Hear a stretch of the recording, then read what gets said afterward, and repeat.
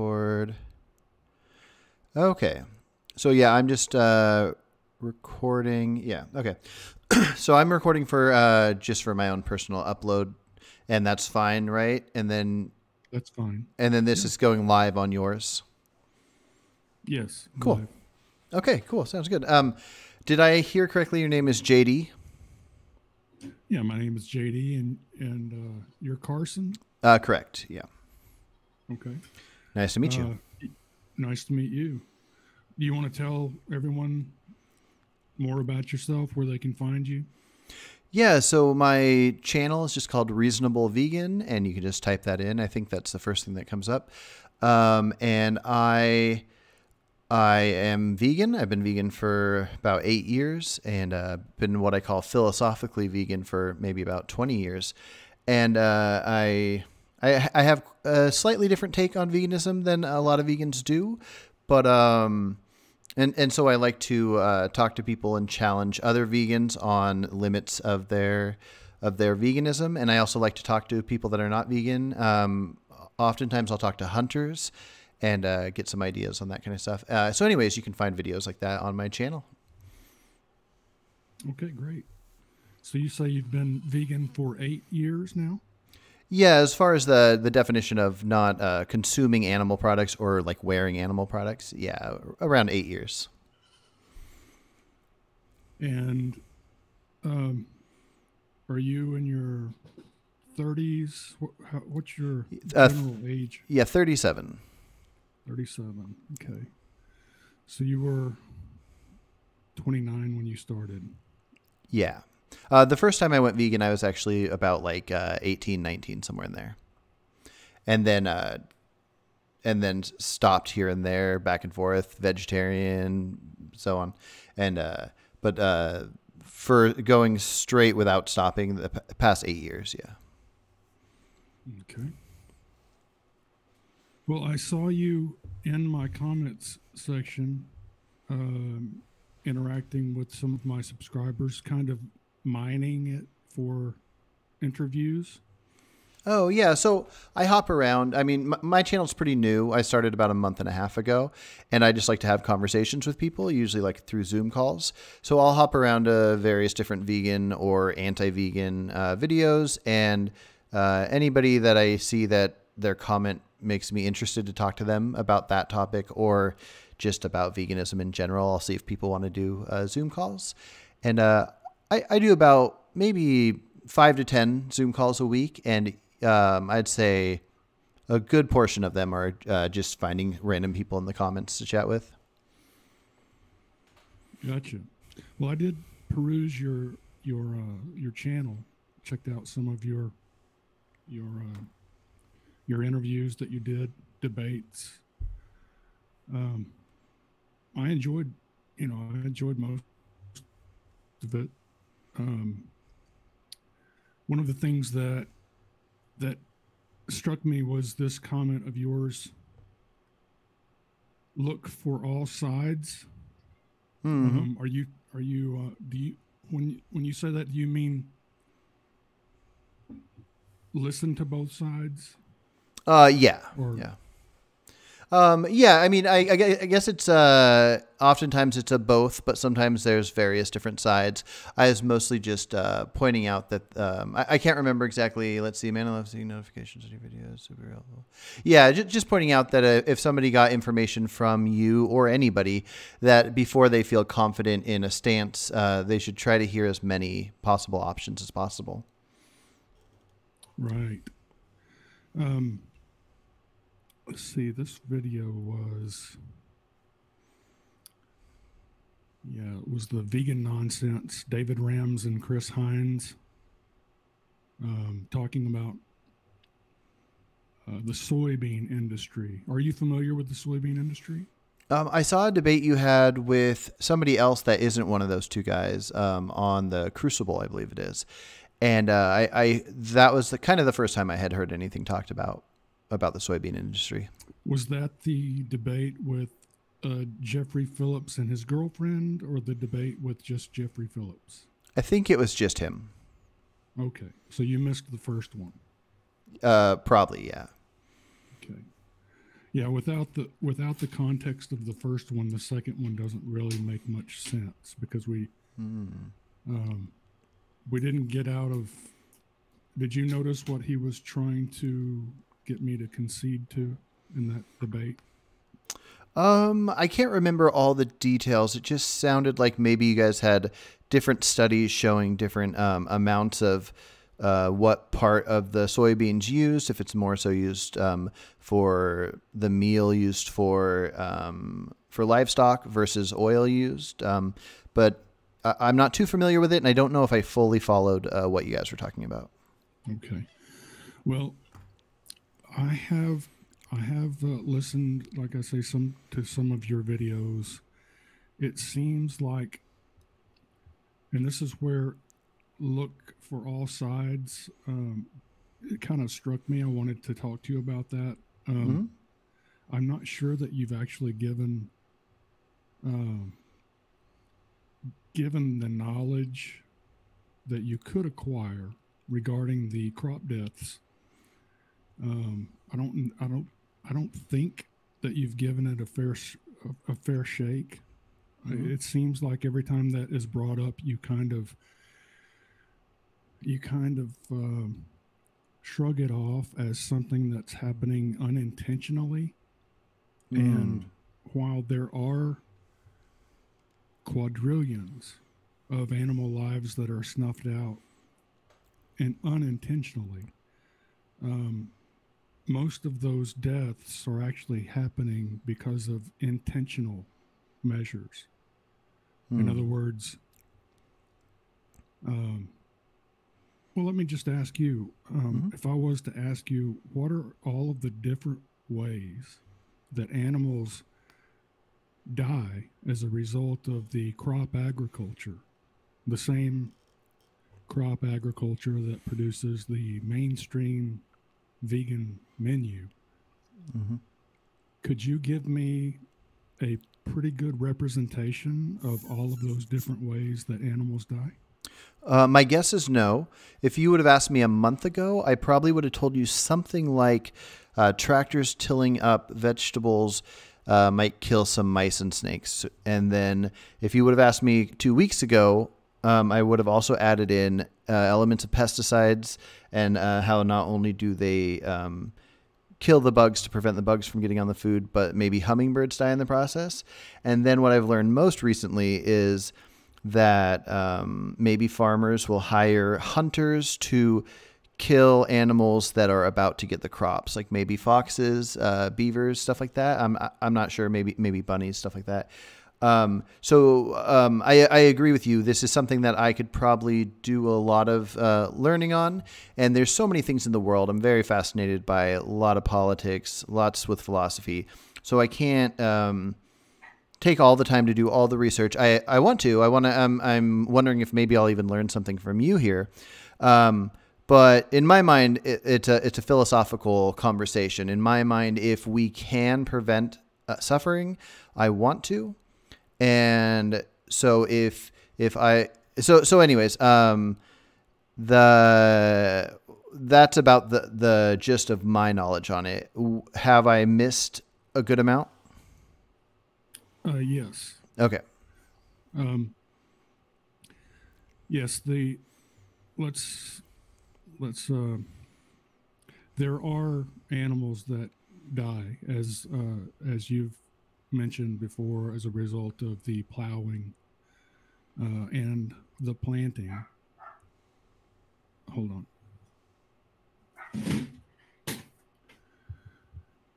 And the harvesting. And that is traditionally the only crop deaths that the vegan movement would acknowledge. Can you hear that dog barking in the background? I can. I'm personally not worried. I hear me and you more than the dog, but I do hear the dog. Yeah. Those wiener dogs.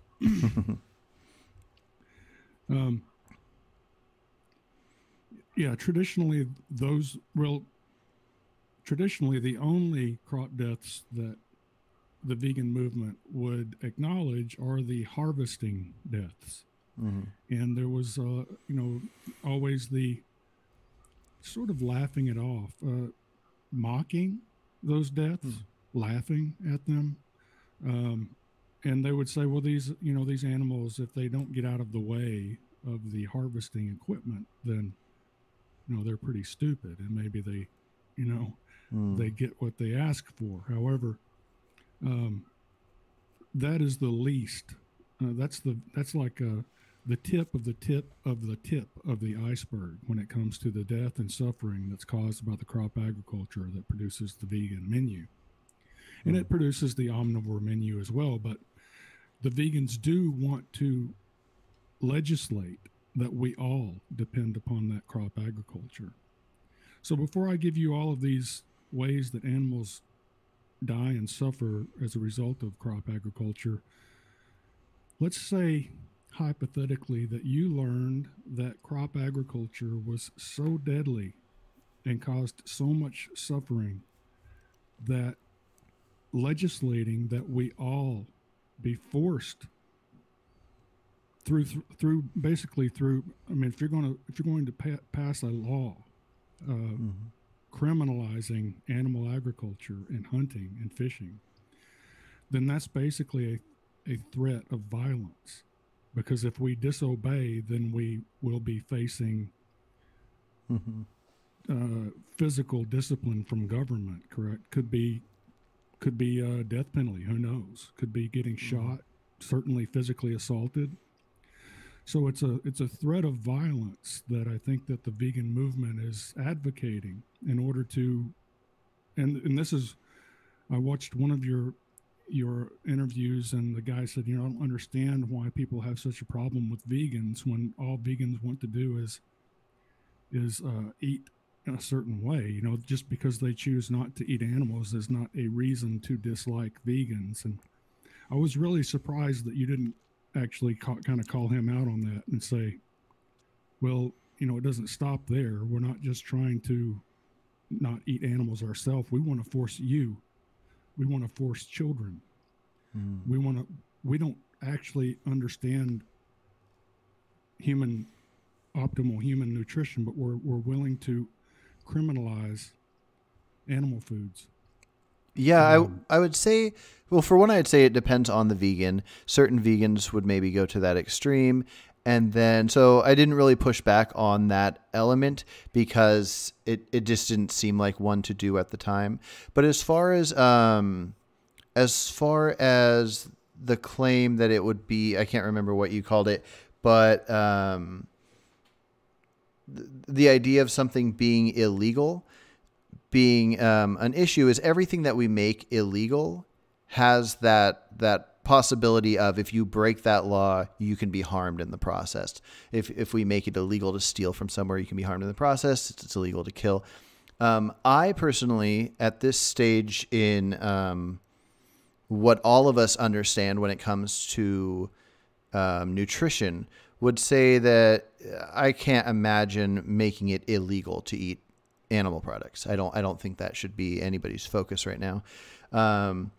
But I would say that laws, in my mind, I lean pretty libertarian, and I think people should just have their freedom, and the only things that should be illegal are things that would harm people or taking from people.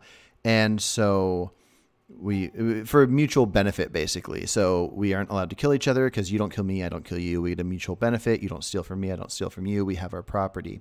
And so the only other thing where I think law should come into it is if there is a moral issue. If something is needlessly being made to suffer, I think it's reasonable to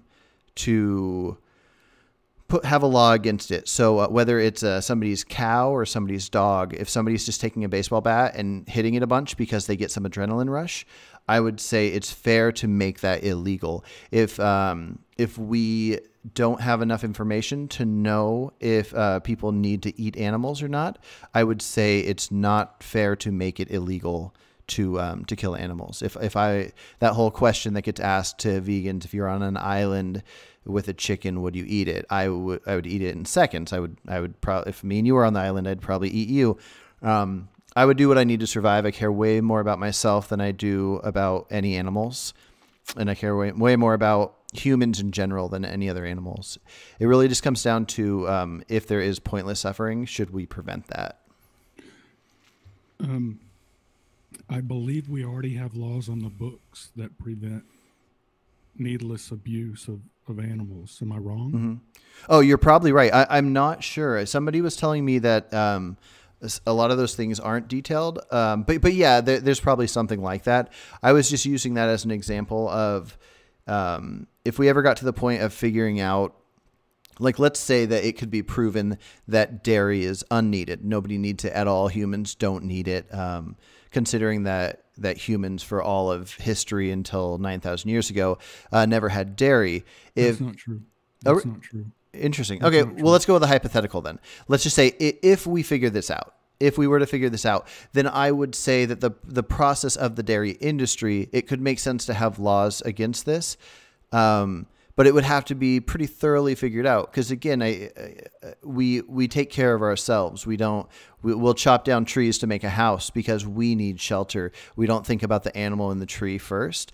But once we have our shelter and our food, our nutrition and all this, I would say it just comes down to the needless suffering. I am curious though about the humans drinking milk. I mean, I don't even know how we would know or not know, but what do you know about dairy before 9,000 years ago? What I know is that we have been eating animals for a very, very long time. All of the prehistoric cave paintings depict men out on the prairie hunting with spears and. Yeah, I just meant the dairy part. And sorry to cut you off. Well, that's what I'm trying to get to. Oh, sorry. Okay, go on. So if you go out there, if you're a Native American, for instance, and you go out and you and your team of hunters take down a cow, then a female bison that happens to have milk in its udder, then 100% of all the nutrition there will be harvested and consumed. And so that would occur. There's no evidence that they avoided cows with udders full of milk during their hunting. And in fact, I would wager that they would actually target them because of the extra nutrition that would be available in those udders. So the idea that dairy has to entail modern dairy culture, I think is kind of myopic. However, if a Native American 500 years ago was, killed a cow bison that had a udder full of milk, then that udder the milk, the contents of that udder and the udder itself would have been consumed in one way or another. The milk certainly would have been consumed by the tribe. And it's a different model than what you're used to thinking about. But we do know that those animals that were killed for nutritional sustenance, and also for their hides, the furs and there was really nothing that wasn't used. Every little bit of the animal was used for the benefit of the people. And so that would include the udder of a cow. And so, we didn't, for thousands of years, we weren't having milk delivered to our doorstep in plastic bottles. But we were certainly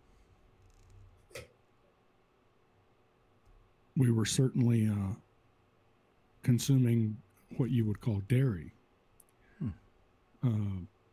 probably on a semi-frequent basis, because it would be part of the natural harvesting prize.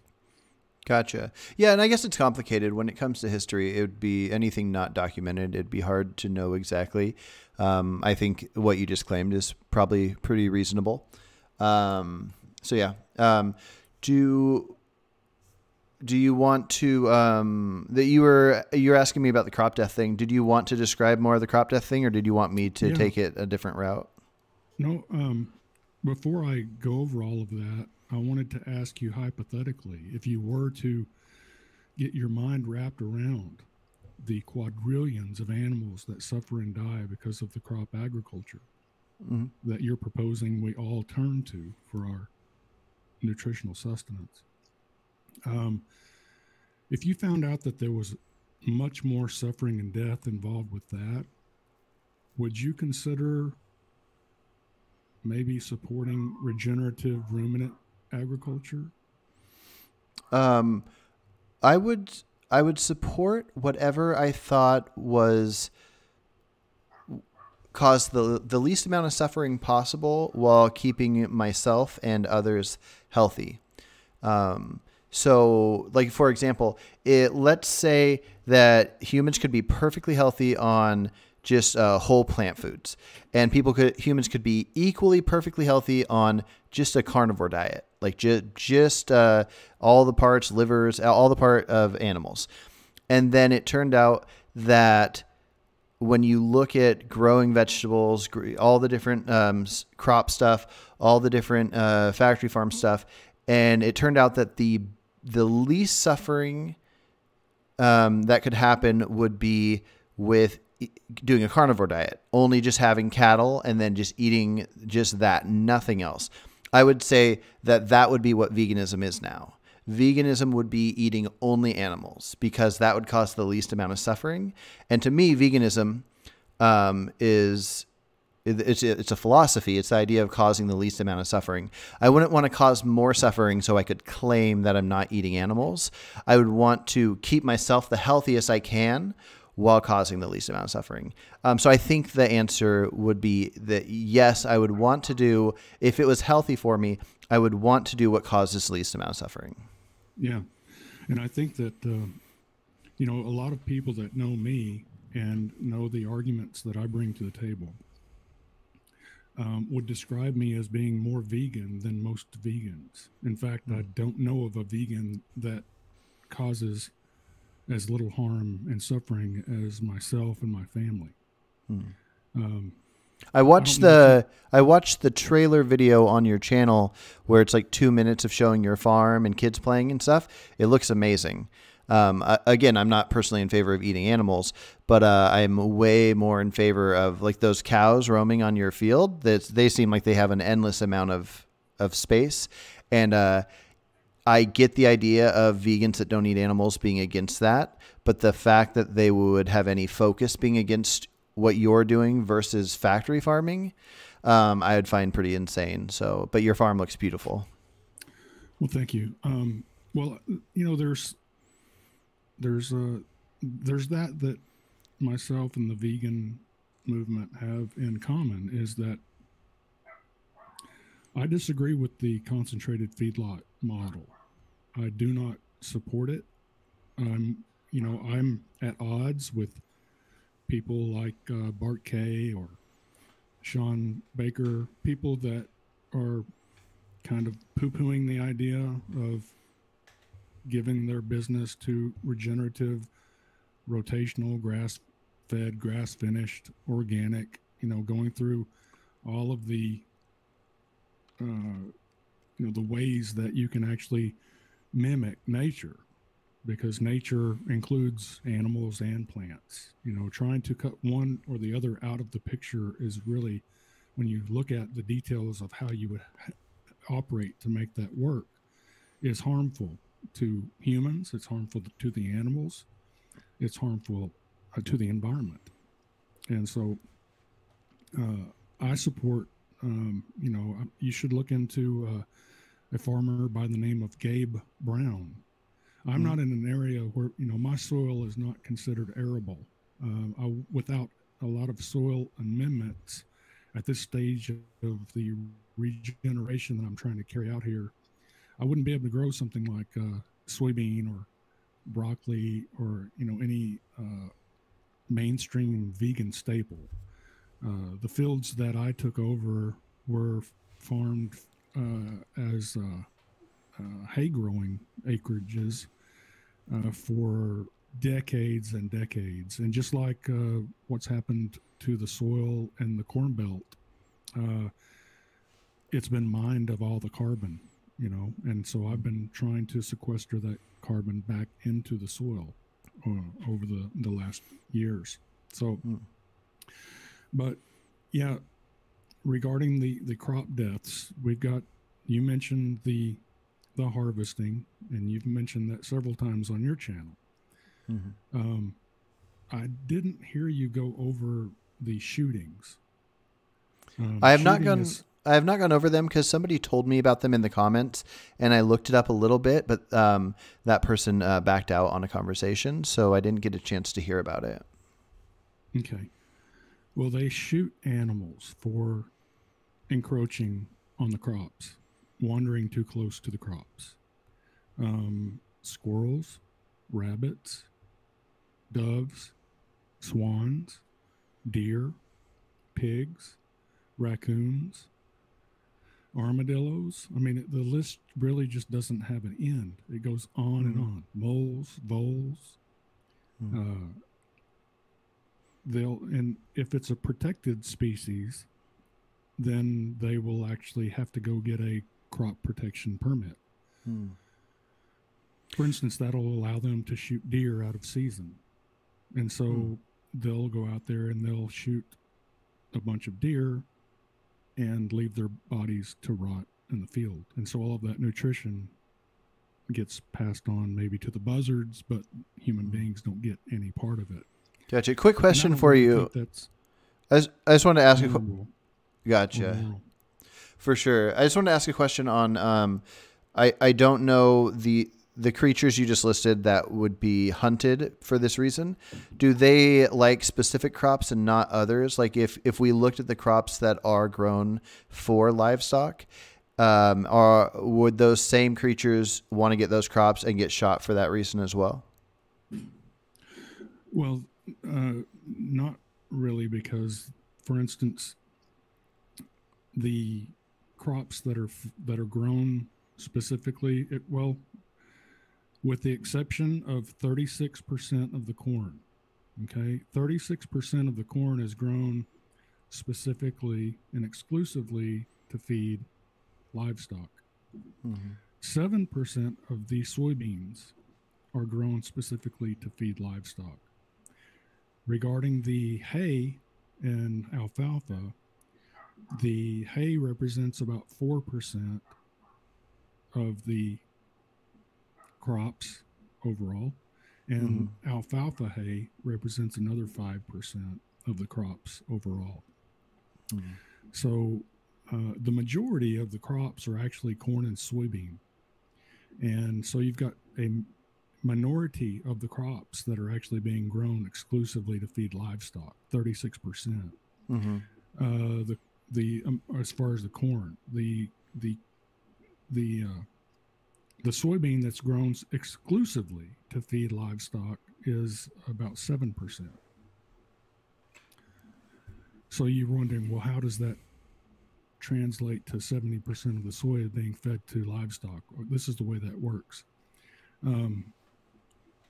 Over 92% of all soybeans are processed to extract the oil. 61% of the world's seed oil is soybean oil. And they use it they put it in all the ultra processed foods. They use it, they sell it as cooking oil, and they use it as feedstock for biodiesel production. And in all of the literature, most of the literature, they group the biodiesel with the livestock mass. Okay. However, livestock do not consume biodiesel. Biodiesel is a consumable. However, human beings consume biodiesel. So it's not fair and it's not accurate. And it's actually fraudulent to tell the public that biodiesel, soybean oil, and the refuse that's fed to livestock should be included in the same category. You understand what I'm saying? Yeah, for sure. But just curious though, do the animals though that have to be hunted and I'm not trying to do a gotcha or anything. I'm just honestly curious. Even though the percentage of vegetation grown is way higher for eating than it is for feeding the livestock, though the stuff that we do grow for livestock, do the animals go after that and those animals get hunted down, like the armadillos and all those things you listed? No. Okay. No, we're talking about alfalfa and hay. Well, with the exception of the 36% of the corn and the 7% for the alfalfa and hay, no. Okay. They do not go out and kill animal. They don't shoot animals to protect those crops. Because the animals, for the most part, wild animals don't want that. Correct. Gotcha. Okay. They're not drawn to it. And I'm guessing that you don't even like the idea of corn and soybeans being grown for animals because yours are grass-fed, correct? Correct. Now, do you think people that all animals should be free-range, grass-fed, and due to the drastic lowering of amount of animals that could be eaten at that point, that there should just be a higher cost and maybe taxed more, and that people would eat a lot less meat? Well, I think that this would be, I think as you do more research, for instance, you've got farmers that I'm emulating that have been doing this for a longer period of time than myself. Mm-hmm. Like Joel Salatin, for instance, when his family took over the acreage that he's on, it was basically a desert. The soil had hardly any carbon in it at all. When the soil is depleted of carbon, then the soil cannot absorb water. It can't hold water. It's hydrophobic, which causes flooding and erosion. But regenerative ruminant grazing systems are where you take a herd of ruminants, and you can do the same thing with chickens, and you move them just like you would, or just like a natural herd would move across the prairie.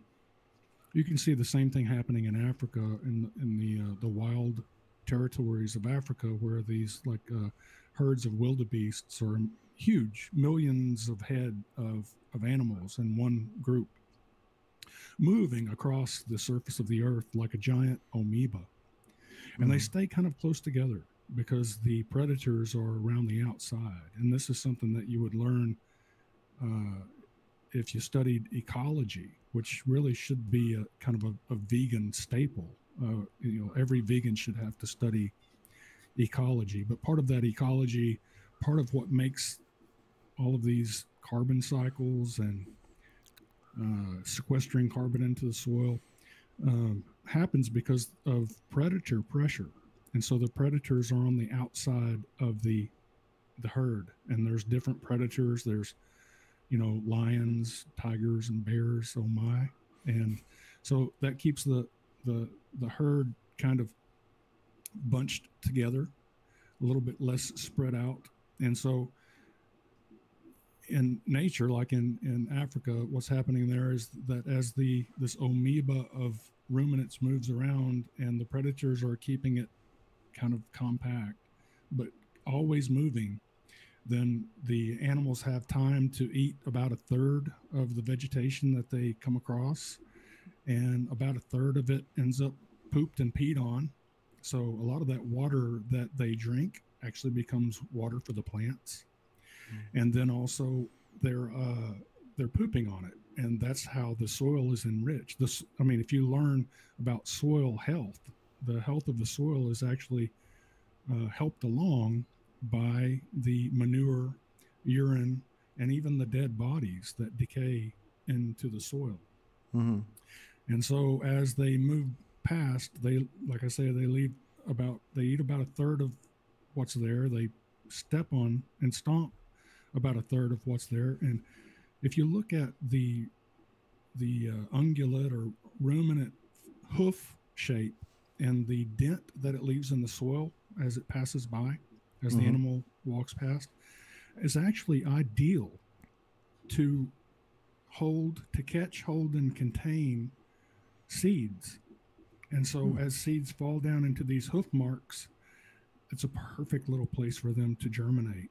Mm-hmm. And so as this herd of ruminants moves along, the pasture that they leave behind is poised to explode in vegetation. So this idea that you'd be saving land by removing animals from it is actually counterintuitive, but it's just the opposite. If you remove the animals from the land, you're actually destroying it, because you're removing the primary way that the soil would maintain and build soil carbon, soil biology, and soil health. And so we're doing that in the regenerative ruminant industry, where there's every day more and more and more of us that are using these principles, where we're using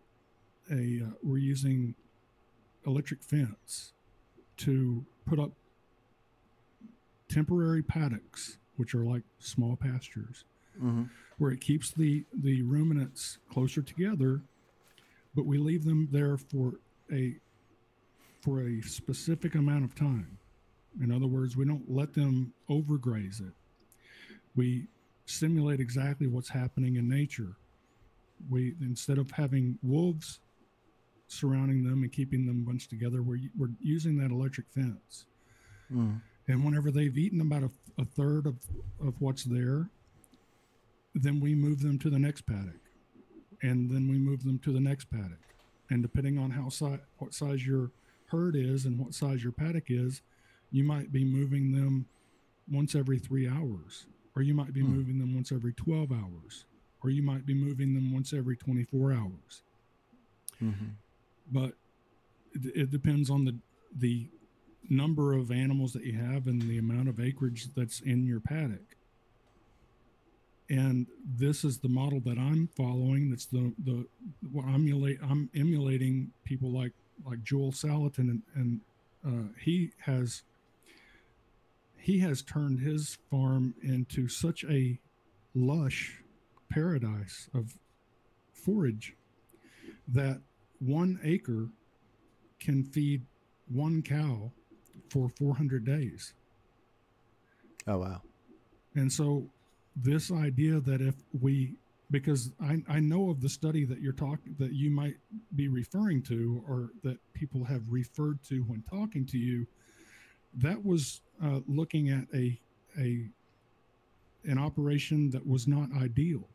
Are you talking about when I asked if all factory farming ended and everybody did this, would that feed everybody? Is that what you're referring to? Yeah, there's this idea that, well, if we transition to this regenerative ruminant grazing system and away from the concentrated feedlot model, then you might as well just throw the baby out with the bathwater, because there's not going to be enough food to go around. And the truth is that no, if you do this correctly, then your forages will become so lush that you will be able to support so many ruminant animals that there will be no shortcomings as far as animal foods. There will be more animal foods than we are now. This idea that we have to feed animals grains or grain byproducts is a complete myth. And part of that is being actually perpetuated by the soybean and corn industries.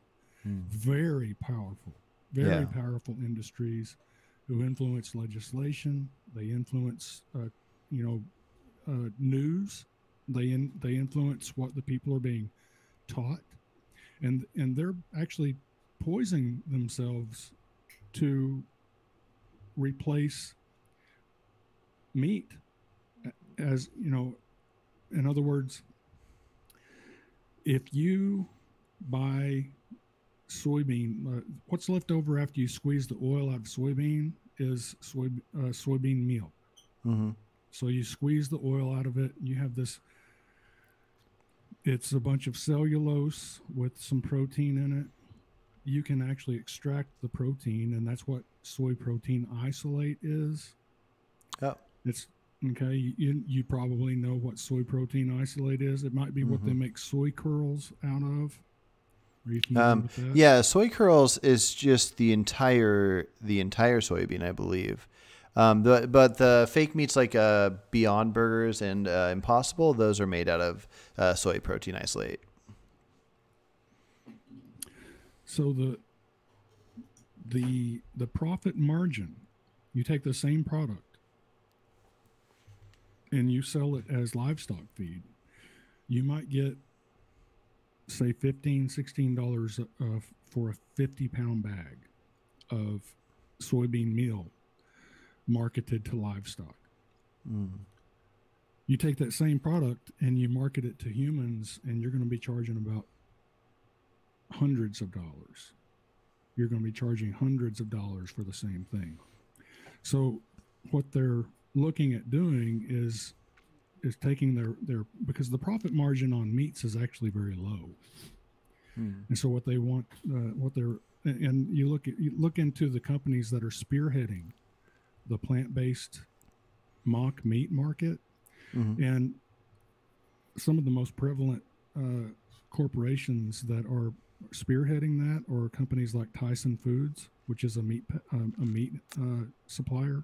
Yeah. JBS, which is a beef supplier.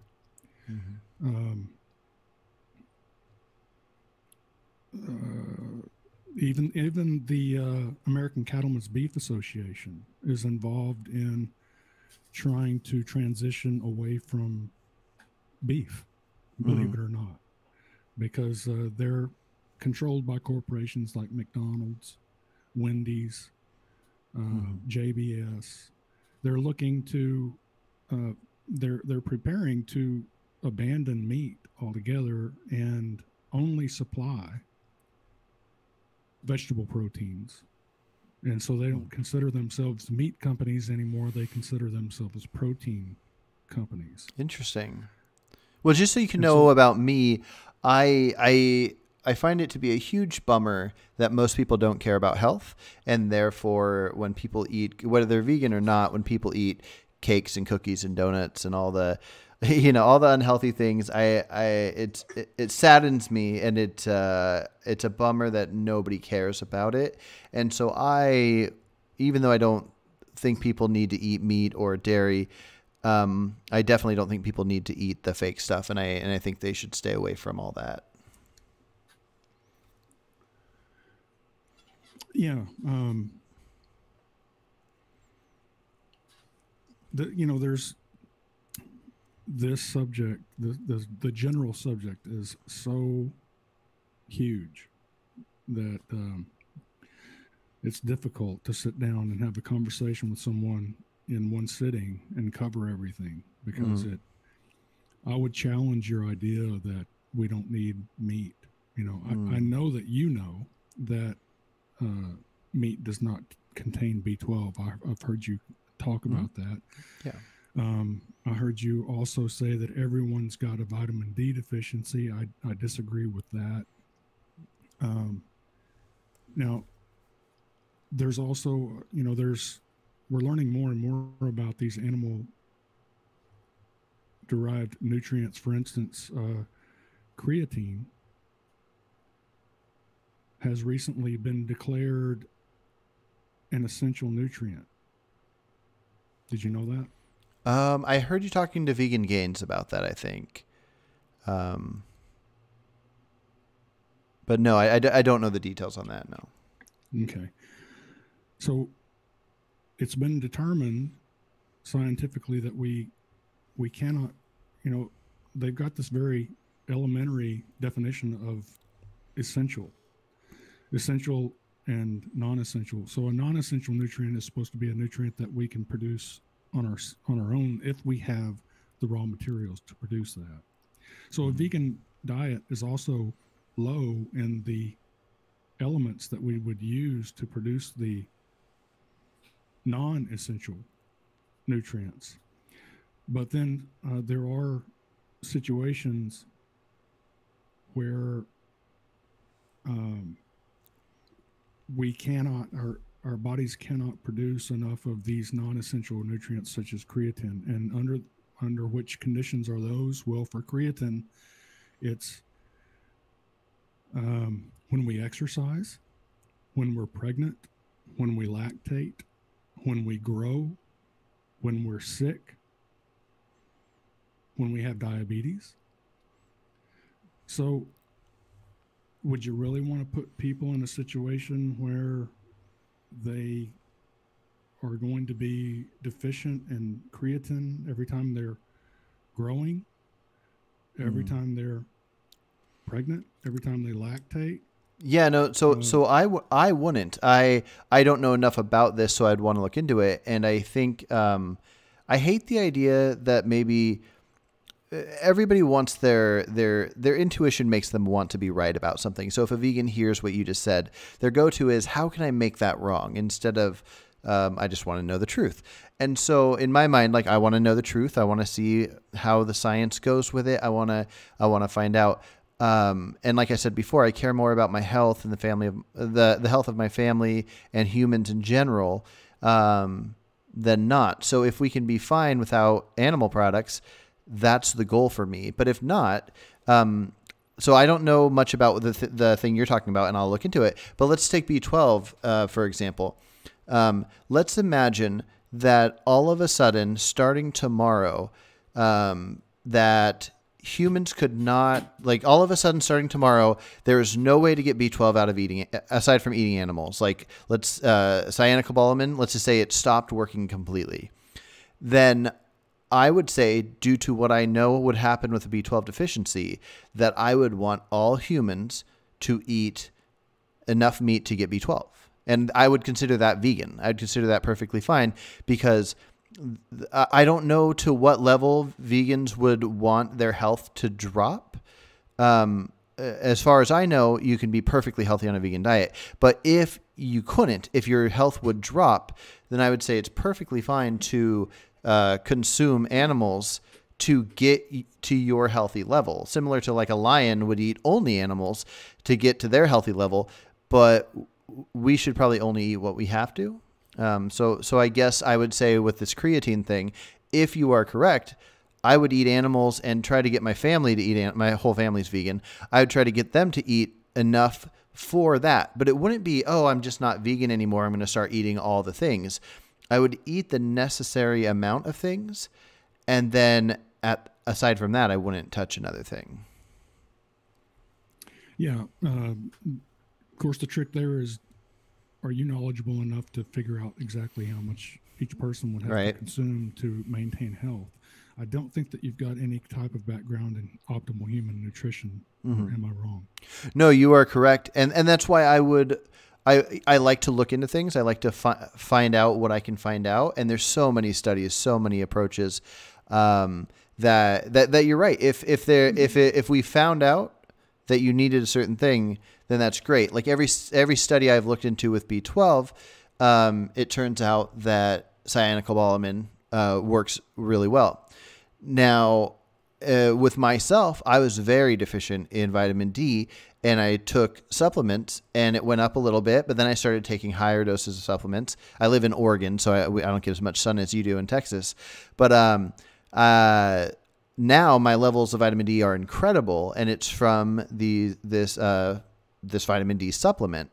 And if I couldn't get it from that, I would eat what I needed to eat to get it. Because I have to be realistic. I can't move to the equator to get it from the sun. So I would probably kill animals to get my vitamin D, but I wouldn't eat in excess. I would research the best I could, and then I would kill what I had to kill to be healthy, because I'm not going to sacrifice myself for animals. Okay, I appreciate that. But I do find it interesting how flippantly vegans refer to supplements, because I have researched many supplements and how these are manufactured. This idea that they're created in a lab with a guy with a little glass flask and some 4-leaf clovers and a little bit of distilled water and a kiss. That's not how it happens. You'll find out that each one of these supplements requires at the very top of it, and this is the way you should do it. If you think that vitamin D supplements are the way to go, then you can do this on your own, or you and I can sit down in a live stream and do this together, where we can find out what are the ingredients that make up the supplement vitamin D and how much methane, because every step along the way requires a certain amount of heat and pressure.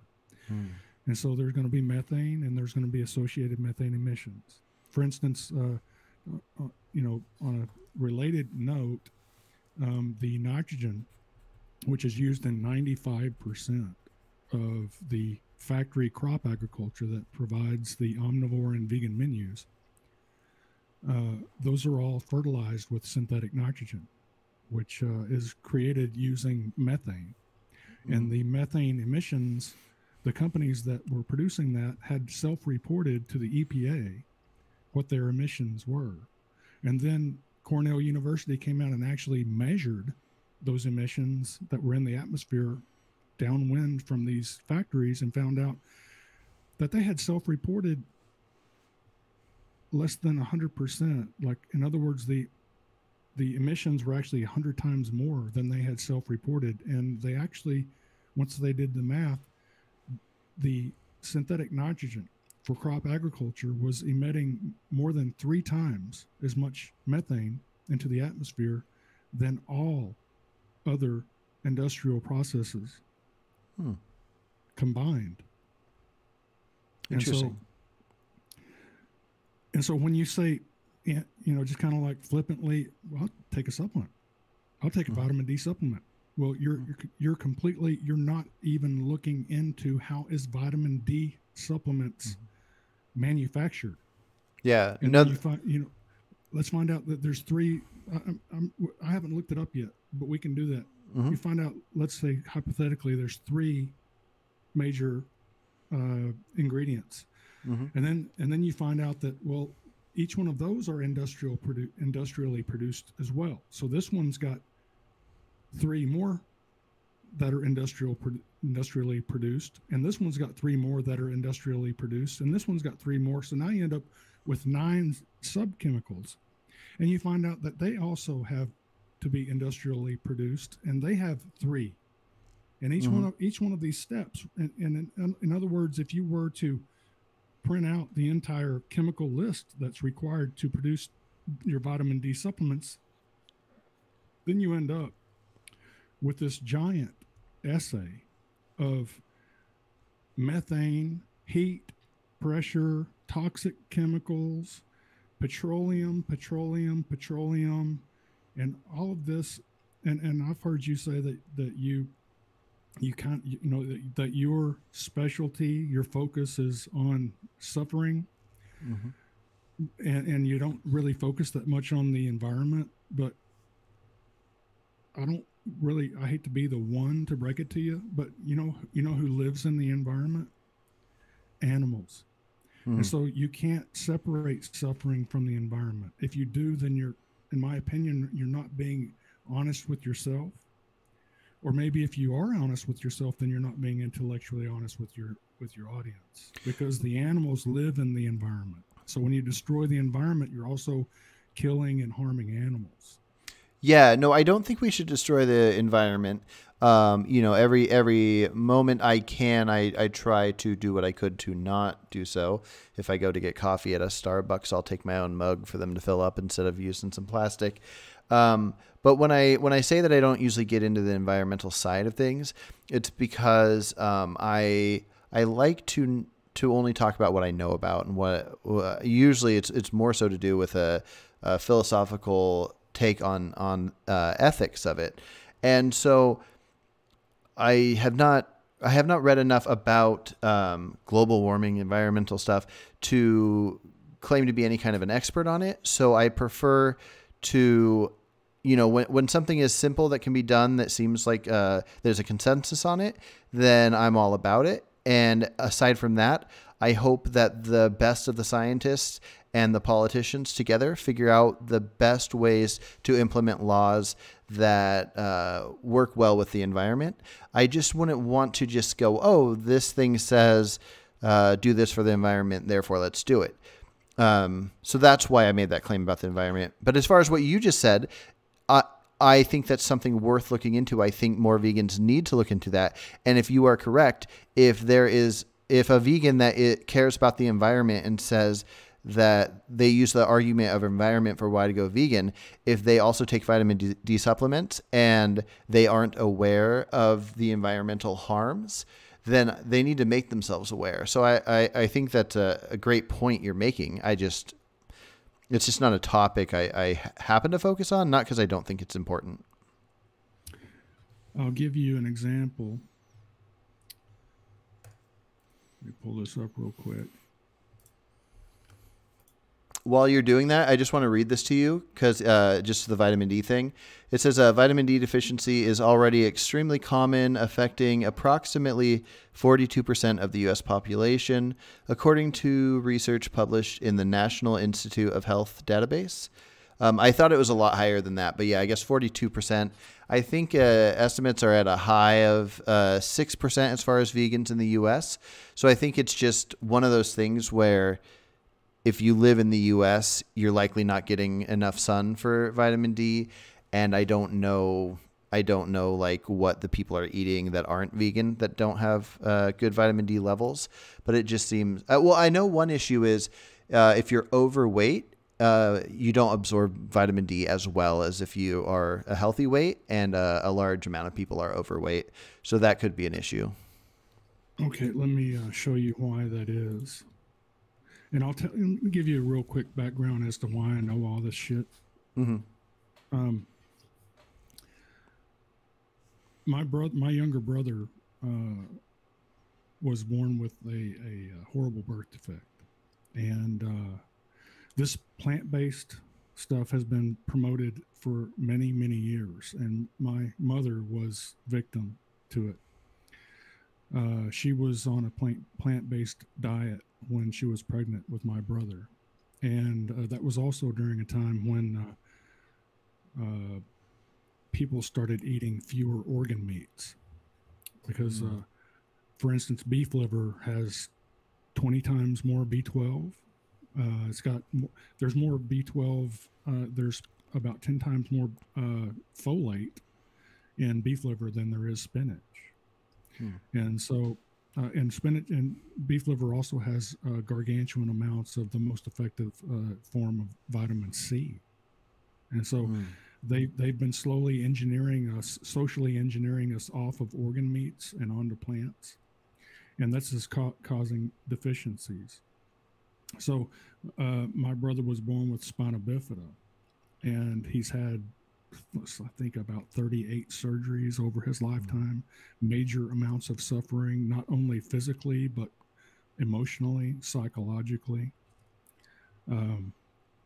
It's been hard. And this happened when I was 2.5 years old. So from a very, very young age, I had a very intense interest in proper, optimal human nutrition.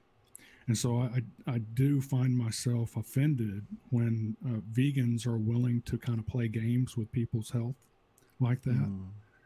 But let me show you something real quick regarding what you just said, because they always say, well, the animals, the people who do eat meat are also deficient in these, as if we're eating a whole lot of meat. Well, the USDA has determined again and again that Americans are consuming a diet that's 70% plant-based and only 30% animal-based.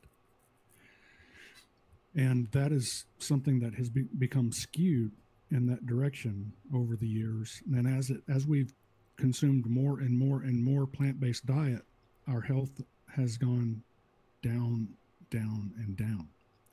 And so right now we're consuming a 70% plant-based diet, and we've never been sicker as a nation. And every other developed nation's diet has become Americanized. Look at Canada, look at Australia. There's an obesity epidemic. There's all kinds of heart disease epidemics, cancer, diabetes. And, they continue to blame animal foods, but the animal foods share of the overall nutrition has gone down, way down. And so you're talking about how, say, what was it, 46% of people are deficient in vitamin D? Something like that. That makes sense because people are not consuming beef liver anymore, and they're consuming more plant foods than ever before. Most of the majority of the diet is actually these ultra processed foods, and they're primarily plant based. And all of the saturated animal fat has been replaced by things like canola oil, soybean oil. And as these oils have taken over what used to be animal-based oils or fats, then out the window went all of the fat-based, the fat-soluble vitamins, all of the nutrition that came along with those animals. And so now we're we if you're going to talk about suffering, we also have to talk about human suffering. So, well, I agree with you. I don't think we can force people to do anything. So the people that just go and get fast food and they're a couple 100 pounds overweight, that are going to suffer from these overly processed foods, I don't think we can talk about that suffering in any way that makes sense to me as somebody that thinks people should have their freedom in a sense to be unhealthy if they want to. Maybe we can adjust how we advertise fast food to kids and stuff like that. I'm not sure. Do you know that the research shows that vegans per capita consume more ultra-processed foods than any other group of eaters? I didn't know that, but I don't view veganism in that way. Again, for me, veganism has to do with the suffering element. I wish all people, vegan or not, would stop eating processed food. So I don't have many thoughts on that. Now, if a vegan's choice of eating certain processed foods causes more harm to others, then I would say there's some issue there. But if they're just kind of killing themselves off, it's kind of like smokers. I don't think people should smoke and get lung cancer. But I guess I just wouldn't view that as an ethical issue against others. Would you say that it would be unethical to take advantage of a Down syndrome individual? Likely, yeah. I might need a little more information to answer that one. But. Well, you have to consider that half the population has a below average intelligence, right? There's a bell curve to everything, including intelligence. So if you look at the bell curve, then you're going to determine that half of the human population is going to be below average intelligence. And so, I don't say that it's okay to take advantage of them just because they're not as smart as you are. Yeah. I mean, really, that would come down to how we could figure out those details. Now, I think with a Down syndrome person, it would be easy. You would just say, you can't do this to a Down syndrome person. With intelligence, it becomes more complicated. But I would say I'm not against the idea of regulations that protect people from being sold unhealthy foods based on our knowledge of maybe lower intelligence. So I'm just kind of playing along with this idea. I'm not exactly sure what the numbers are with intelligence. But if you made it to where it was illegal to sell certain types of processed foods, like you couldn't sell cookies or cakes or whatever, maybe based on like sugar levels or sugar tax or something, but where somebody would have to buy the ingredients themselves and make it at their home. I could see something like that coming into play with certain types of laws just because of how a society's setup works with money. I don't know if you could stop them from growing their own stuff. Like drugs. Drugs are complicated. Part of me thinks drugs should be legal, but part of me thinks that drugs should stay illegal. But if somebody makes it themselves, they can't sell it, but they can create their own and use it. So I don't know exactly, like if somebody grows their own sugar cane and extracts the unhealthy processed sugar out of it and makes their own cake and gets unhealthy on their own. I view it differently than maybe stores having this thing that is subsidized and it's so cheap that unintelligent people can keep just gaining wild amounts of weight. Sorry for the ramble, but I don't, something like that. Yeah. I really hope that you, and I know that you think you don't have time for this, but actually, if you're going to be pushing for legislation to outlaw meat and outlaw animal agriculture, then I think that the rest of us deserve that you actually make time for it. For instance, just quickly, I agree with you. I do not want to outlaw meat at this point. Well, at any point, I know that you don't want to do that at this point, but here's an example is that I've heard you tell people again and again that dairy cows are artificially inseminated. Do you think it's not important to tell them that 60% of dairy cows are artificially inseminated and 40% are not? Do you think that's not a relevant point? I don't know if it would be. So in a case where I bring it up, and maybe I should word it better, where I could be referring to the idea of that they shouldn't be, and therefore the 60% that are should not be. So I didn't know this stat, but so the 40%, is that more so? Is that something like a farm that you have, or do you mean with factory farming? I'm talking about overall. Oh, okay. Overall, in the United States. Gotcha. The number is 60% of dairy cows are artificially inseminated. 40% are not.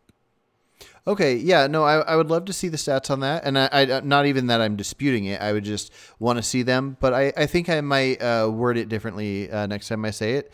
That's a good point. Because I think sometimes we talk about issues we have concerns with, and sometimes we skip over details. And I think that's worth not skipping over.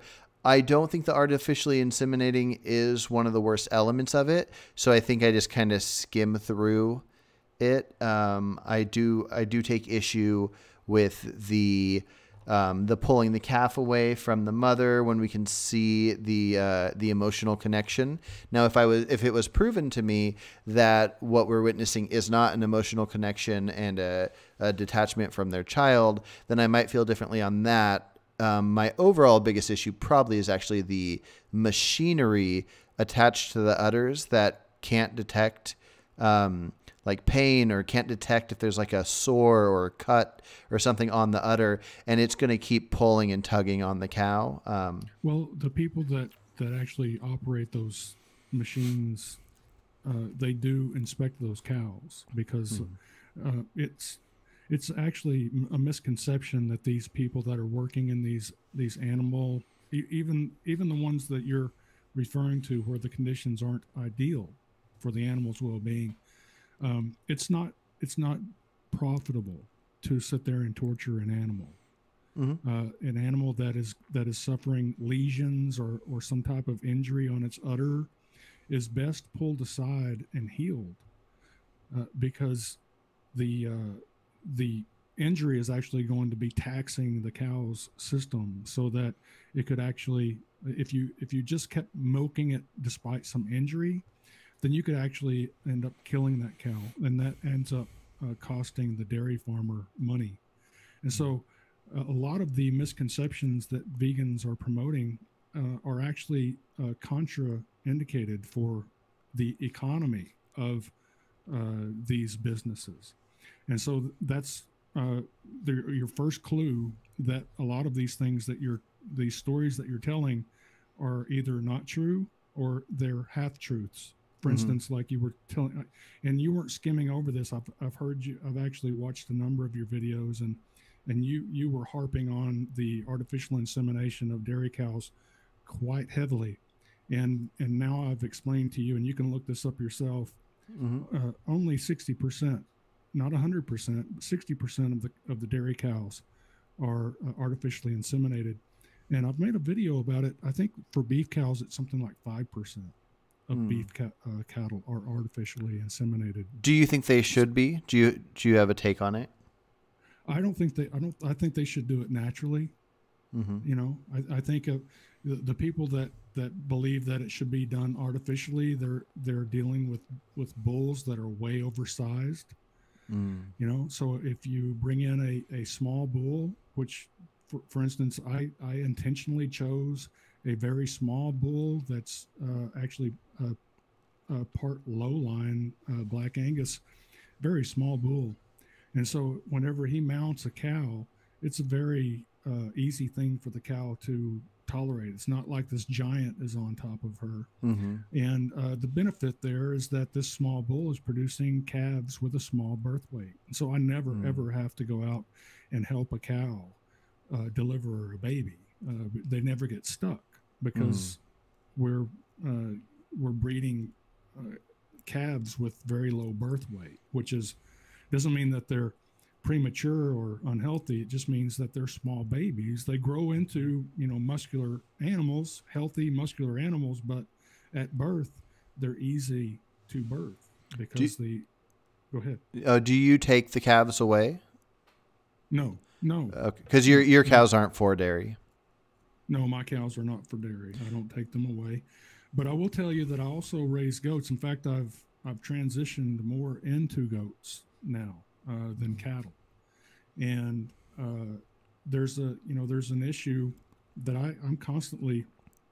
I just finished, where I'm not quite finished, and I say me. My herd is not quite finished kidding right now. In other words, they're having baby goats, and there's an issue with goats and other ruminant animals where they have a lot of acreage to roam. Well, they'll go out there and they'll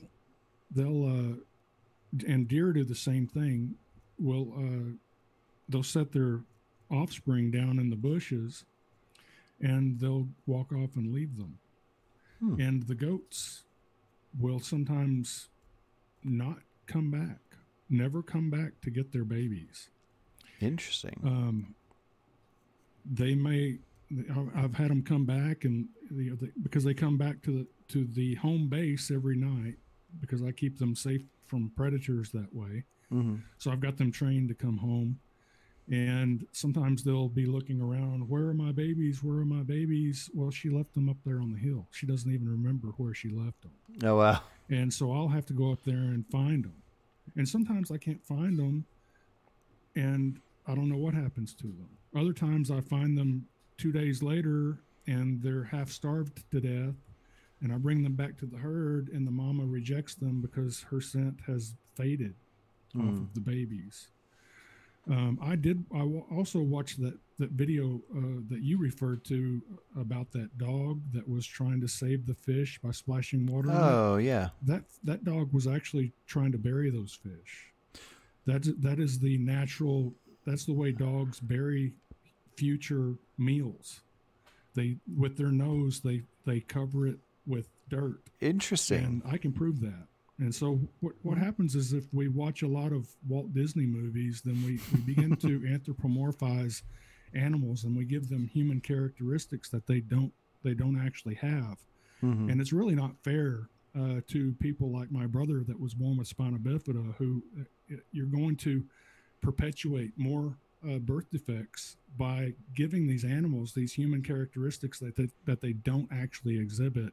You take a dog that's trying to bury a fish so that it can eat it later, and you say that it's splashing water on it so that it can, because I've also heard you say that animals can't reason. Humans are the only ones that can reason, which is why you give more value. You actually value human beings more than you do animals, partly because animals cannot reason like human beings. But then this dog comes along that's trying to bury this fish so it can eat it later. Well, the fish happens to be laying in a puddle of water, and so there's no dirt there for the dog to bury the fish with. So it's instead of dirt being covering the fish, it seems to be splashing water on the fish in order to keep it alive. But that is a very Walt Disney-esque understanding of what's going on. No, that's a great point. I would have thought of that dirt thing, and we can only, we can see what we see, we know what we know, and then we can explain what we think we're seeing. Another example of something like that situation, but this one might be a little more clear cut, was I've seen a handful of videos where maybe a tiger or a lion or various different large cat like kills an animal, but then that animal's baby was there. And then the large cat starts taking care of that baby because it doesn't need to eat it in that moment or anything. And then it'll like almost like imprint on it. And then it like, so it seems like some animals have various levels of empathy. And I don't know how well they can reason or how well they can have empathy. But there's this one thing I watched where like a lion was taking care of this little baby wildebeest, and it kept, anytime another lion tried to get near it, it would like fight it off, and it was like mothering it for a couple days, maybe even a week. And then at one point it wandered off too much, and then it got eaten by a different lion. But that lion, I think it was a lioness, like was starving itself for a week, focusing on protecting this animal. And so I don't know, there can be various different cases where they don't, but I guess that would actually lean towards my initial thought of their inability to reason. It just seems like in certain cases they have some empathy. Yeah, I've not seen. I will look that up. I will look at it, and I will, tell you. I'll tell the people what I think of that. But I'll tell you my initial thoughts is that all baby animals that are very, very, very young, there are certain things that they have in common. They have the big eyes, they have that cute look to it, and there's also a common smell. There's a scent that goes along with a baby mammal. And so I'm not going to discount the possibility that there are, like in a baby wildebeest perhaps, might be triggering the mother instinct in a lion.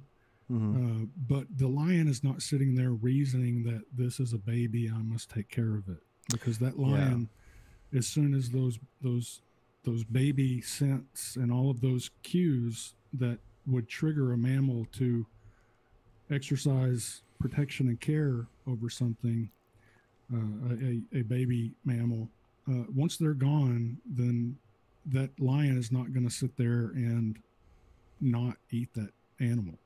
Yeah. That lion very well may have killed and eaten the mother of that animal.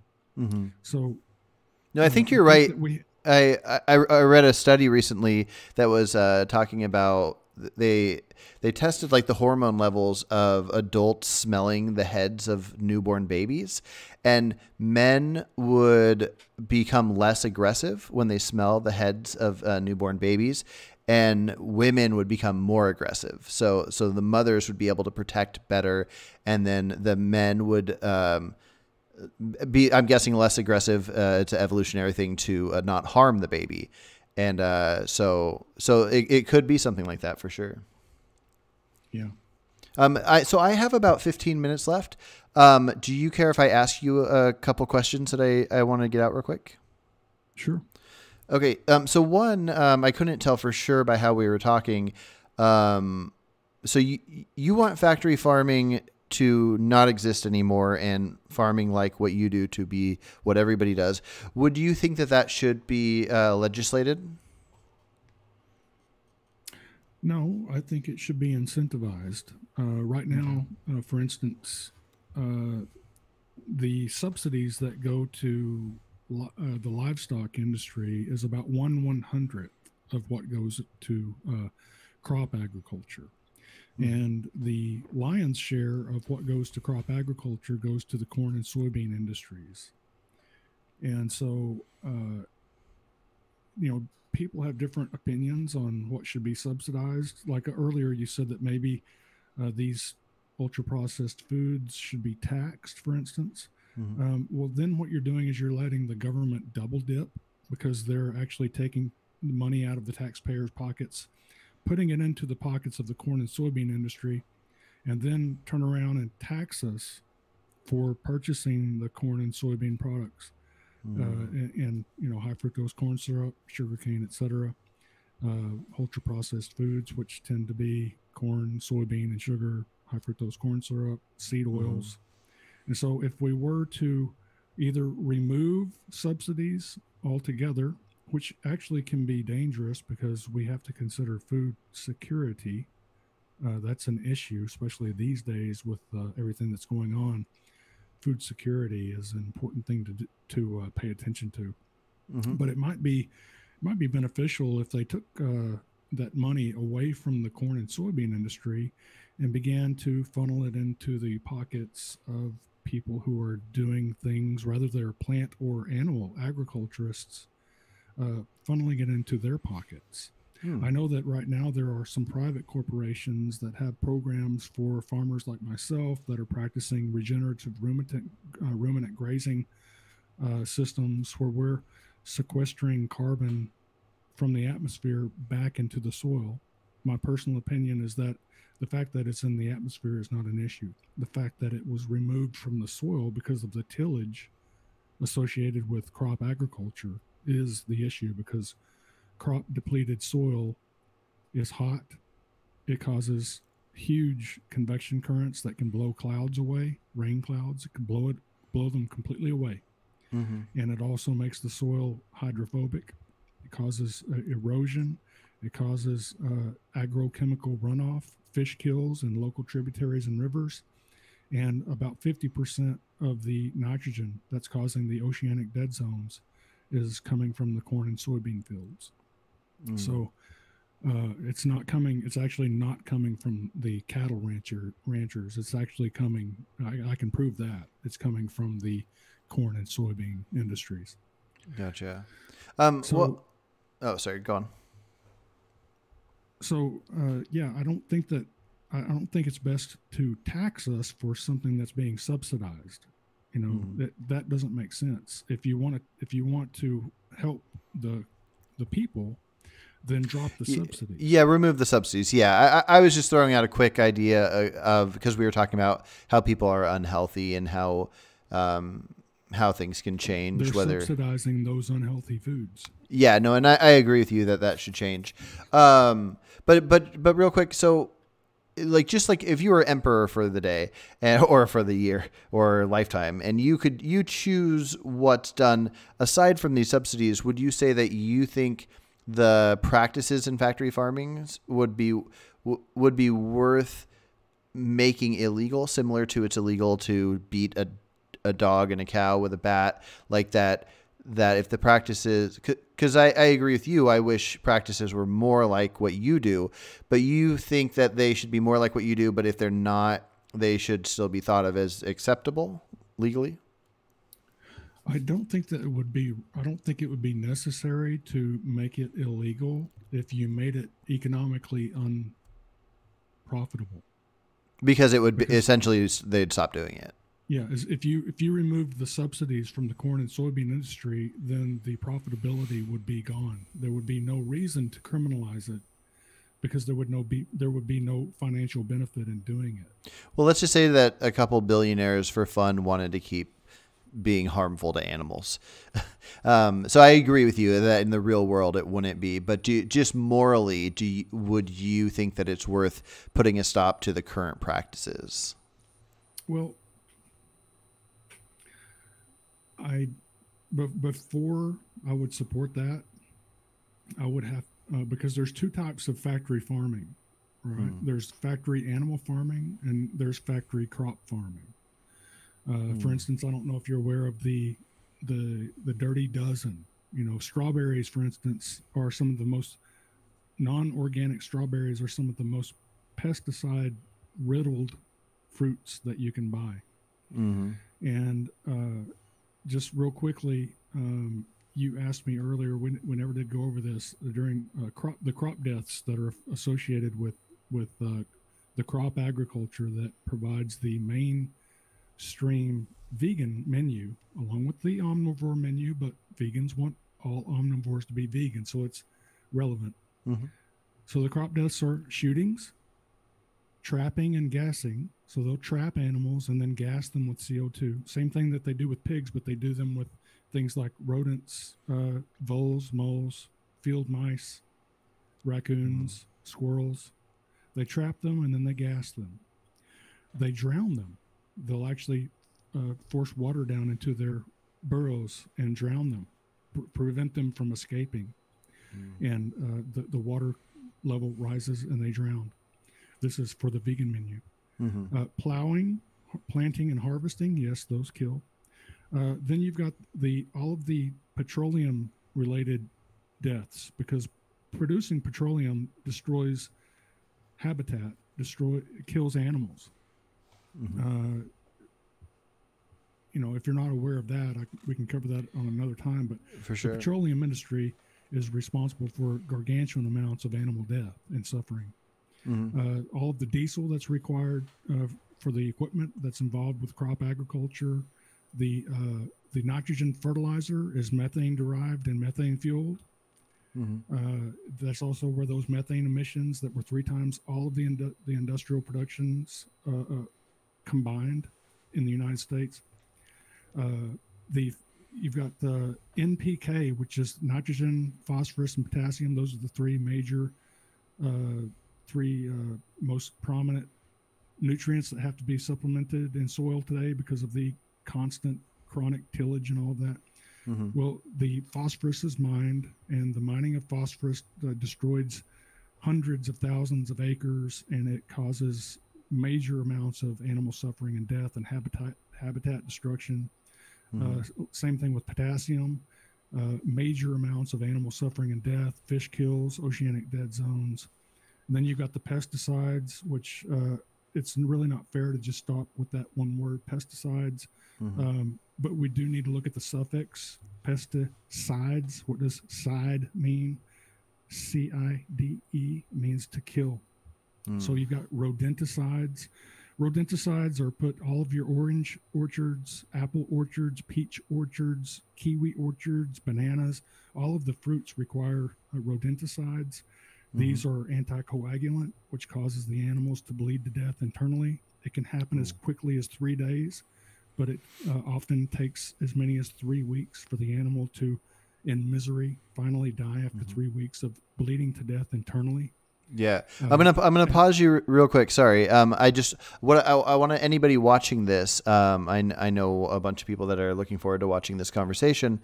I think it's very important for us vegans to take what you're saying very seriously. I just want to, because a lot of people will, like I said before, they're vegans. They'll hear something that will seem to counter their ideas, and they'll try to jump away from it.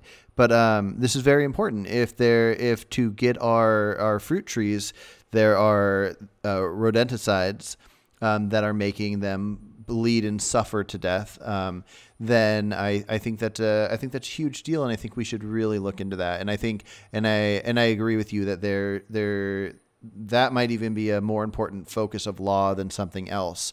I don't know if you agree with me here. I'm guessing you probably would, but the death means so much less than the suffering. If you kill something quickly and it just dies, and then you did that to protect your food you're growing, or you did that to eat what you killed, it's an animal that was alive and now it's dead. But the idea of making something suffer to death is disturbing, and whether it's for crops or not. Yeah, I agree. I agree. I was going to say a lot of the things you're saying, they are things that I haven't researched, and I agree with you that I should. So maybe for our next talk, you could send me an article or 2 on some of these topics, and I can read them thoroughly. And then if you had another thought on that, I did have. Finished. Oh, sorry. Yeah, go for it. So rodenticides, herbicides like Roundup Ready, all that. Those not only kill other plants that they call weeds, but they also kill animals. It's causing cancer in such high rates that Monsanto Bayer is having to pay billions of dollars in reparations for the cancer that they're causing. And that's another form of suffering that maybe vegans don't really, most of them don't value much. Insecticides, this is important regarding the honeybees are actually being wiped out by the insecticides that produce the vegan diet. Meanwhile, the vegans won't eat honey because bees are supposedly being exploited, but they're certainly willing to support the industries that are killing them with insecticides. Also, insecticides kill birds, not just hummingbirds, but many songbirds are going extinct. That caused by the insecticides. And then a lot of these birds actually that rely on insects for food, they're finding themselves starving to death because and starving to death is a very slow, very painful, very miserable way to die. And this is also being caused by the crop agriculture that produces the vegan menu. And then the fungicides, none of these pesticides are actually, strictly targeting what they're trying to kill. They'll kill funguses, and then they'll also kill animals. And so they're not target specific. They'll kill a lot of things that unintentionally, and really, if you're killing so many things unintentionally that you're driving them into extinction, that's a problem.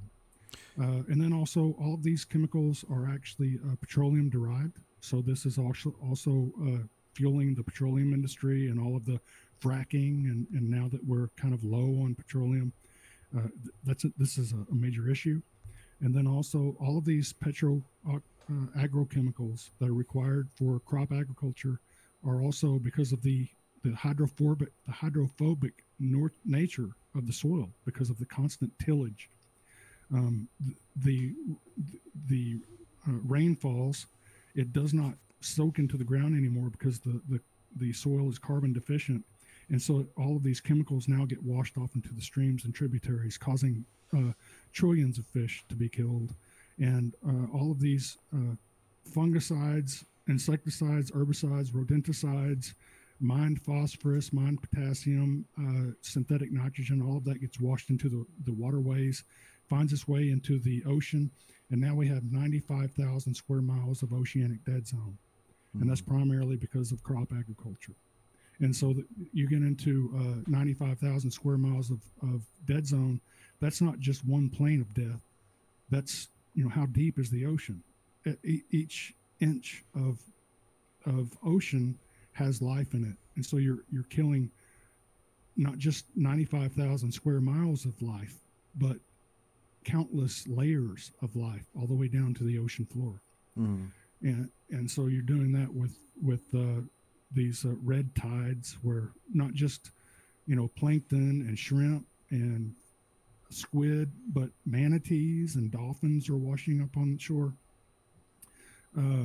The amount of animal death that's associated with mainstream factory crop agriculture, I think once we finally calculate the numbers, and I'm working with someone doing that right now, we're working on a scientific paper that will end up being peer reviewed. We're going to find out that those numbers are in the multiple quadrillions. And so that's interesting. Before we outlaw nutritious animal foods, what we need to do is we need to get the crop agriculture under control, because it is out of control. Yeah, I think a lot of vegans would agree with you if the details are correct, which probably at least many of them are. So yeah, that is very interesting. I do want to throw out a couple more questions, and then on a future talk, I don't know how long you like to talk, but I would love to have more talks, and they can be long. It's just tonight I have a family situation, but so I do have two more questions, and then like a kind of a final thought.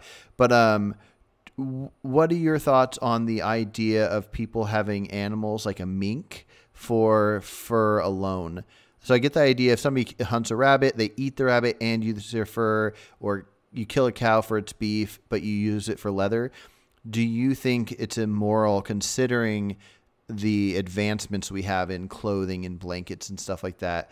Well, the issue is that when you say advancements in clothing, you need to go ahead and flesh that out, unpack it. And what you found is that all of these are petroleum derived chemicals. And the process of producing these substances requires gargantuan amounts of methane, heat, distillation, which requires pressure and heat.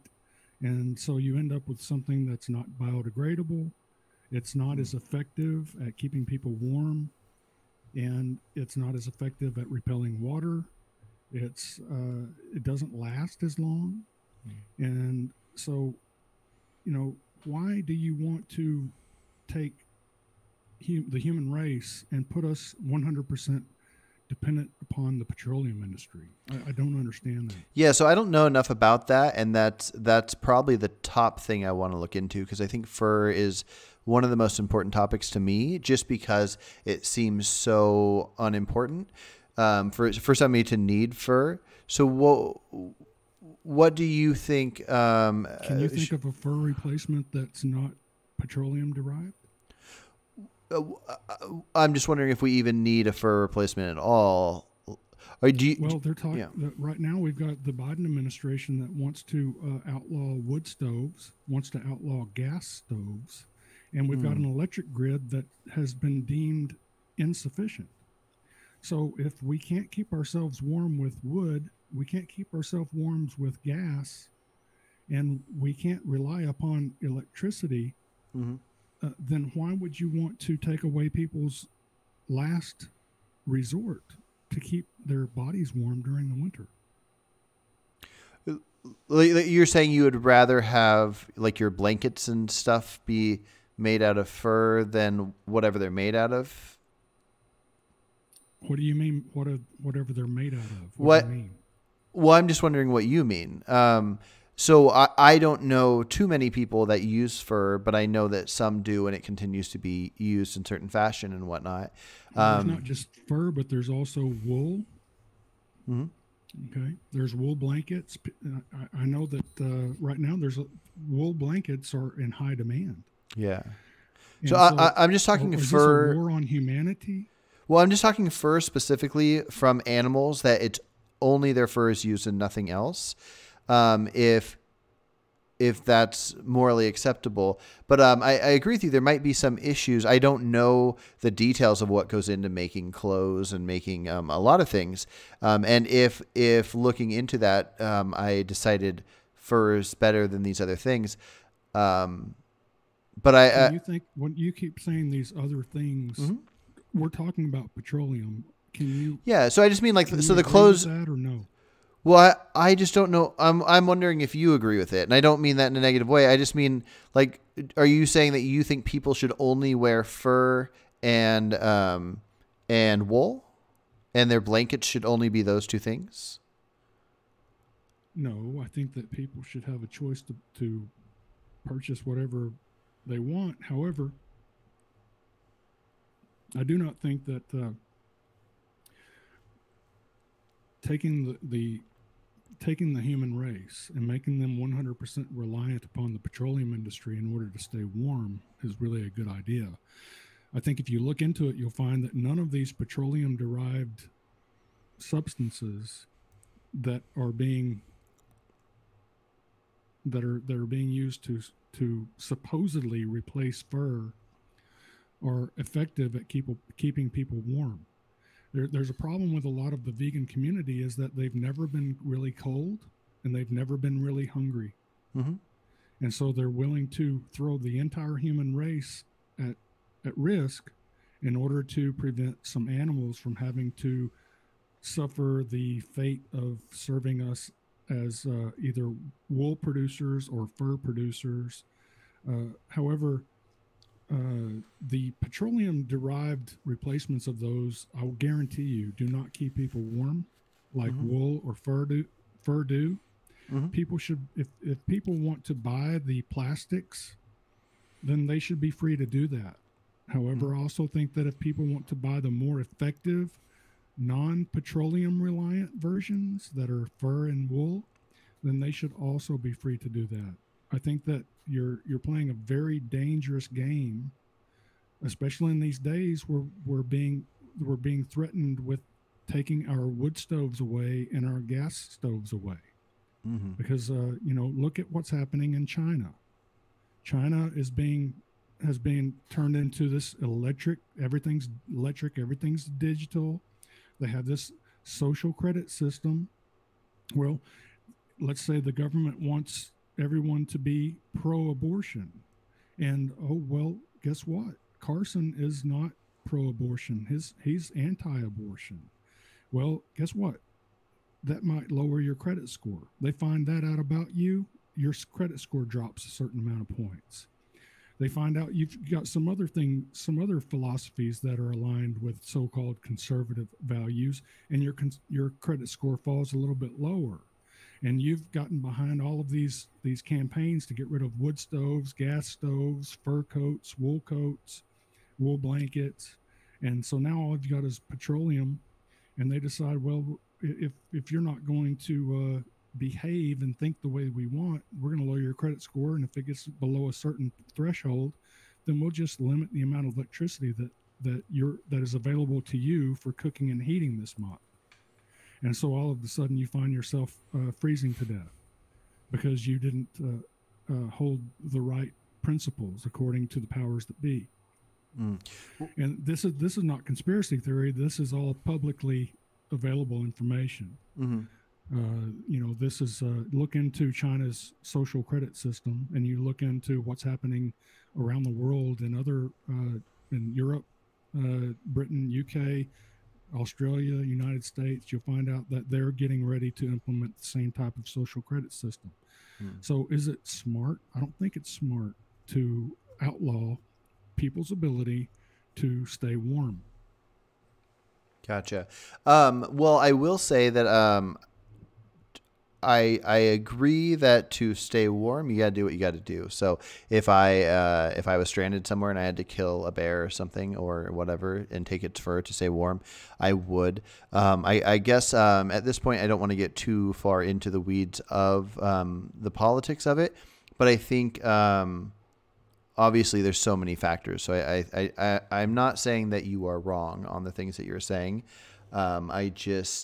Your average blanket that somebody buys is not a fur one, and your average most clothes you buy aren't fur, and so wool being separate from that.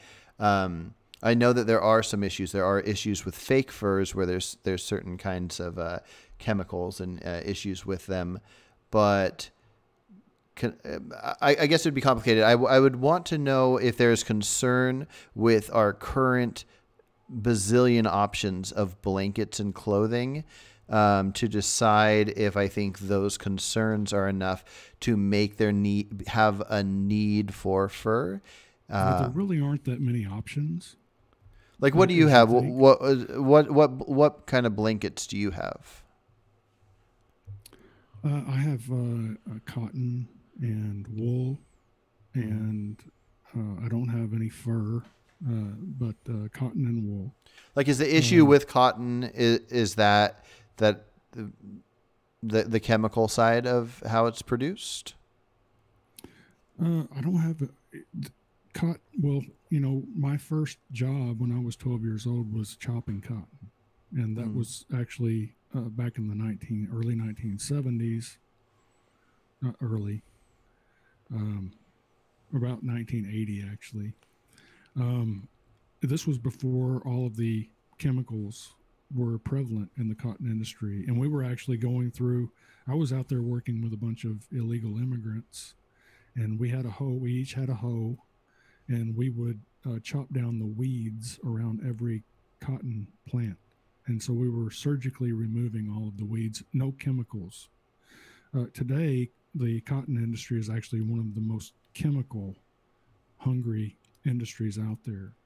So yes, there's an issue with, here we've got the prospect of having everyone replaced with robots and computers. Meanwhile, also pesticides. Why don't we just get rid of the pesticides and put people to work out there in the fields, chopping the weeds away from the valuable plants so that we don't have to use all of these pesticides that are killing the wildlife and destroying the habitat and driving animals into extinction, etc. But you say that there's this plethora of choice regarding blankets and coats and stuff like that. There's really not. There's just a couple of natural fibers like cotton, fur, and wool, and so there's three natural, and then you move into all the others, and there's a million different names for different petroleum derived fibers, and they don't last as long. So they end up getting discarded into the landfills. They contribute to the landfill pollution and emissions that are associated with all of the landfill crap. And then you go buy another one of these petroleum derived fiber warming fabrics, and it lasts a couple of years, and then you throw that one away. And so I think once you actually study it and get your head wrapped around it, you'll find that there's a whole lot less suffering involved with the fur trade and the maybe not the cotton. The cotton needs to be reformed, but the wool and the wool and the fur are probably the least suffering that's out there. But when you start looking into the petroleum derived fibers that are being, and you've got polyester, you've got all kinds of different types of petroleum derived. And I don't know why the vegans don't actually kind of dislike petroleum. I don't know what the affinity for petroleum stuff is, but vegans seem to really love petroleum based products. Petroleum is a finite resource. That's a dead end street, my friend. Well, I'll find some sources to send you on issues with fur farms, just small cages and that kind of stuff, showing like the suffering that happens there. And then, but again, I'm willing to look into anything. Let's say you've got a fur, something made of fur, and how many generations do you think that will last? Well, I don't know much about it. Maybe a lot. Yeah, multiple generations can use that coat. Well, so similar to could use a wool, like a pair of wool. I've got several pairs of wool socks that were handed down to me from my grandfather, and they just keep getting softer and better over time. Oh, interesting. And so, why would you want to get rid of something like that, where the product that's produced lasts for basically forever? Yeah, so you have to replace it, but then you get into this petroleum crap. And you've got to replace it and replace it and replace it and replace it. I do not understand this vegan affinity for petroleum products. For sure. No, and it might be a lack of knowledge. I don't know much about petroleum at all, actually.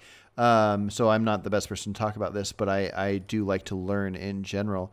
But yeah, I in my mind, the idea is I don't want something to suffer. So where I see this suffering, I'm going to step away from that and not contribute to this. Have you ever heard of the phrase "out of sight, out of mind"? Yeah. I think that's a syndrome that most vegans suffer from. Well, I think most humans suffer from that. Well, yes, you're right. But I think vegans in particular, for instance, I think this is a perfect example where you want to send me some information on how animals suffer for fur, when really, if you're reasonable, shouldn't you be actually saying, you know what, I don't know enough about this issue yet. You've shown me some facets to this disco ball that I haven't examined. I need to get my head wrapped around the death and suffering and destruction that's being caused by these petroleum derived warming fabrics. And before I actually campaign to outlaw fur, then maybe I need to understand the dark side of the fabrics that I'm trying to promote. And so maybe you should be saying to me, asking me, why don't you send me some information on these things that I don't know about? No. I do want that. And I thought I mentioned that almost every time. I want you to send me if I got too many things, it'd probably be too overwhelming. So maybe we could just pick a couple topics, but I didn't want you to see a thing on fur because I think I know the other side so well. I I just, similar to how you have your farm, and your farm seems way different than factory farming. If we looked at an example of how like your average fur farm is, we could talk about how if fur is a good thing to have, then maybe there should be regulations that make it so they can have cages twice that size, or something like a mink that naturally would live about half of its life in the water, doesn't get access to water when they're at a fur farm. And various different things, like, because in my mind the idea is to get away from the suffering. So if I'm convinced that we need something, then I would say, well, what's the most reasonable amount of suffering we can allow? So I do want to read and learn about the petroleum side of things and other fabrics. I didn't even know if you were, when we were talking about cotton, if you were going to say that cotton, the way it's done is, it would be factored into the petroleum side. I didn't, I guess I know cotton itself is natural, but, so anyways, yes, a lot of this is new to me, and I'm very happy to look into it. Okay. Yeah, what I think that we should do, rather than trying to criminalize you, you trying to criminalize me, because, well, for one, I've made the move. I've reformed my animal agriculture so that we're not, I have no part in any concentrated feedlot. I do not feed soybean. I do not feed corn. I've stockpiled grazing for the winter. I'm not even requiring supplemental hay at this point. I'm rebuilding the soil by sequestering atmospheric carbon back into the soil where it once was, so that the soil can absorb water again, so that it can hold water again, so that it can support vegetation again. The lushness of the forage is improving here every year. So I've already made the transition. I'm reforming. So what I would really request from you vegans is, why don't you be reasonable and reform your own backyard first. And once you have crop agriculture, which is killing quadrillions of animals, causing untold amounts of suffering and death, reform your own backyard. Once you get that reformed, then maybe we'll have this animal agriculture completely reformed as well. And we can reform everything rather than me trying to turn you into a criminal, and you trying to turn me into a criminal, and banning this and banning that, and threatening the food supply and threatening people with freezing to death. Let's reform everything. No, I agree with you, and I don't want to ban anything in like some wild sense. I think we both agree that banning needs to happen. We can't beat a cow with a bat. We can't beat a dog with a bat. And we're already there. And exactly.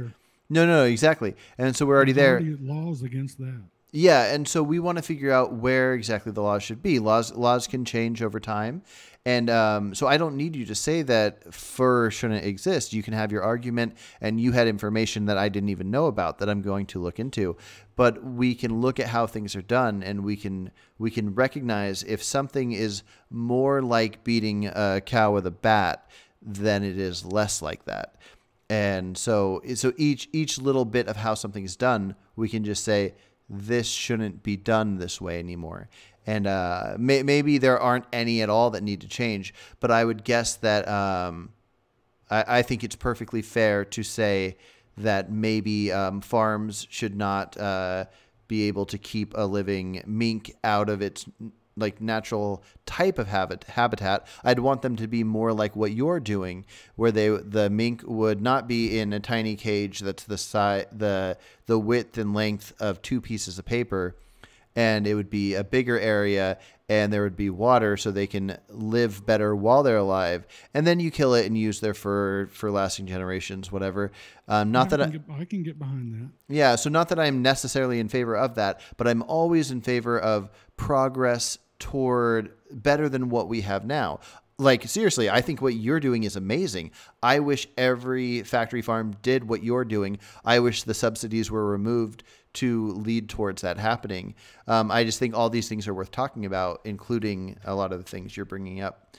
I One do. of the things that's happened, Carson, is that they've taken land value and they factored in everything is like tied into the commercial real estate industry, and so commercial real estate is very expensive, and so that instead of having it kind of compartmentalized from like over here you've got residential, over here you've got commercial, over here you've got agricultural, the price of agricultural property is actually being driven up by the price of the commercial and commercial property. And so right now the price of agricultural land is way overinflated when you compare it to the profit that you can make in agriculture. And so very few people can actually justify spending money on acreage that they're going to try to raise animals regeneratively on. And so what they do is now they subsidize the corn industry. And so now it's much more profitable for someone, instead of doing it with my method, what's more profitable is to buy just a little piece of property and spend the money on the corn, which is subsidized.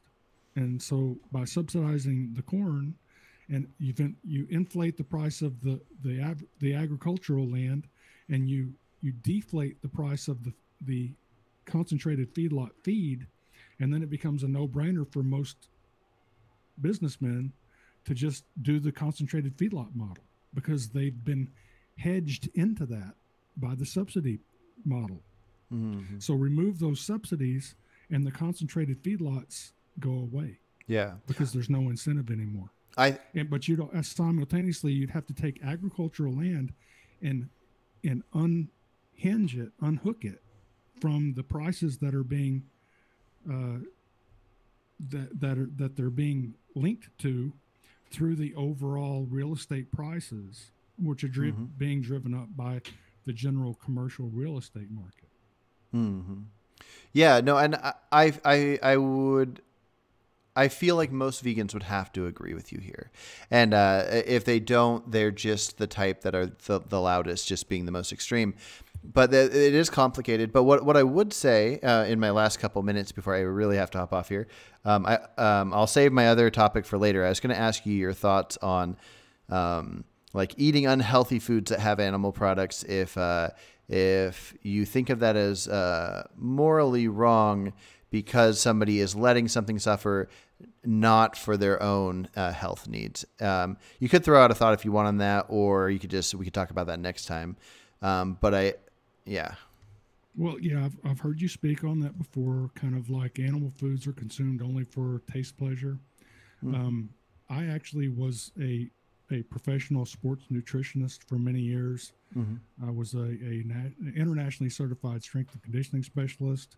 Mm-hmm. My first big nutrition gig was with Duke University's men's basketball team, and they hired Scott McTeer, who was a retired professional tennis player. He was also another CSCS at the time. He subcontracted me to put that program together for Duke's men's basketball team. Mm-hmm. They won the national championship the next season on my program. That's cool. And that was the first big team thing that I did. I also worked with other college football programs.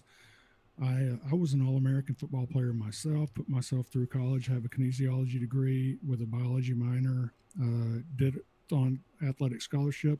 I actually walked on and achieved that through largely through learning about optimal human nutrition. Mm-hmm.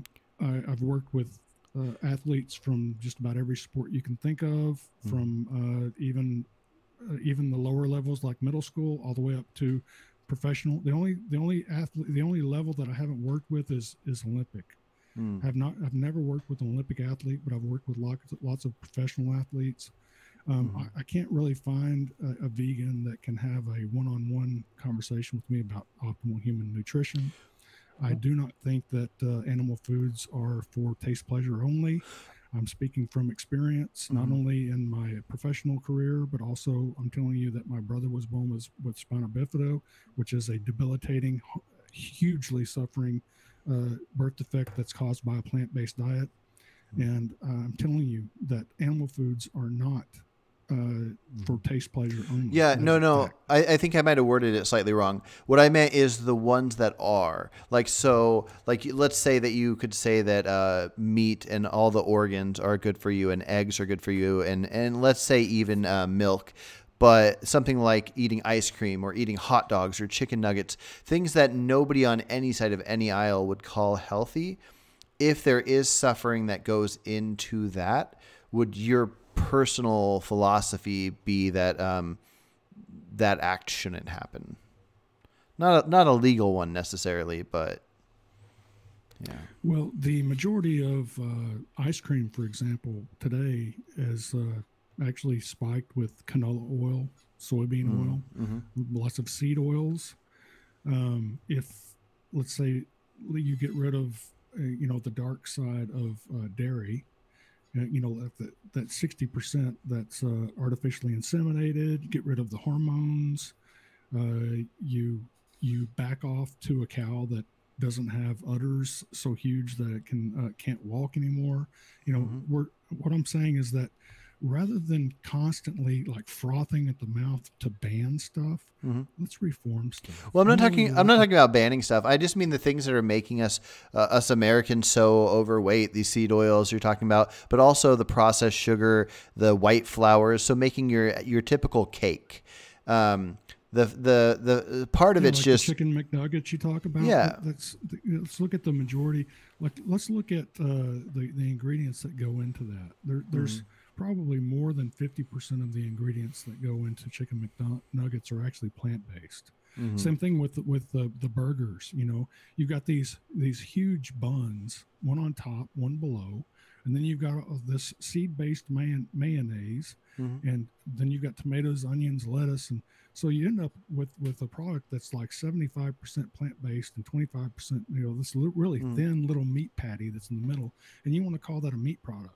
That's laughable. That's criminally laughable. I'm not necessarily wanting to call it a meat product. I'm saying that somebody is contributing to suffering while not eating healthfully. Whether the unhealthy part is the plants or not, I'm just pointing out that like I would kill to be healthy, but to kill or harm to eat cake or ice cream or these various different unhealthy things, I just think it's fair to call that a concern worth looking at. It is a concern worth looking at. However, I've watched a lot of your videos. I wanted to know where you were coming from before we sat down and had this conversation. And I know on at least one occasion where you confessed to being overweight, probably because you were eating too many vegan donuts. So I think, there's an old saying that you start with the man in the mirror. And I think that that's probably where we need to start, is that each person who's pointing fingers and wants to ban this and criminalize that is, like I've asked repeatedly, is get your own backyard in order. And then once you've got that ironed out and reformed, then you can reasonably talk about criminalizing other people. But as long as you're part of the problem, then I don't really think that you need to be trying to criminalize other people. Oh, for sure. And right now I'm just talking about the ethics. But no, I agree. I made a video on whether or not I think vegans should be healthy, should be at a healthy weight and get in shape. Because if we're going to be sharing this idea of this good, healthy diet, but somebody's like a couple 100 pounds overweight or something, it's not a good example. And if we all looked like vegan gains or something, then maybe it'll make the diet look a little better. But no, I agree with you. I'm just pointing out, like, so over consuming anything is causing harm to things. So I would call that even morally wrong, even if I do it. Even when I thought it was wrong to eat animals and I ate animals, I had my philosophy on it, but I still did the thing. And so I'm just pointing out that like I think vegans are so extreme that they make it to where nobody can talk about if non-vegans care about suffering or not. And I think that's really a conversation that needs to be had. Instead of trying to make everybody go vegan, I think we need to get everybody just talking about if they care about suffering or not. So I think eating ice cream and cookies and cakes is when they have dairy in it, adding that element to the dairy industry while not consuming healthy things is a way different subject than if you're eating what it might be thought of as healthy beef or something. And so I just, instead of vegans saying all or nothing, I really want to get all the people eating ice cream and cake that are overweight, like myself, to talk about if maybe they shouldn't be doing it. Yeah, if you take a picture of any sidewalk in a big city right now, where there's a lot of people, most of them are going to be obese. Mm-hmm. You don't have to be 100 or 200 pounds overweight to be a problem. Yeah. You can just be overweight. You can be obese. You can be morbidly obese. But as soon as you become overweight, then now all of your risk for all kinds of diseases, cancer, heart disease, everything, whether you're vegan or not, goes way, way, way up. And so, but let's go back in time to say like the 20s, and you had people that you take a picture. There are photographs from big cities where people are walking in the street, and everyone is healthy and lean, and they all look like Olympic athletes. They're all probably walking everywhere they go. They're doing a fair amount of exercise, and the amount of sugar that they're consuming is way, way, way below what we're consuming today. Yeah, all home cooked meals. Yeah, home cooked meals. The amount of seed oils that they're consuming is virtually zero.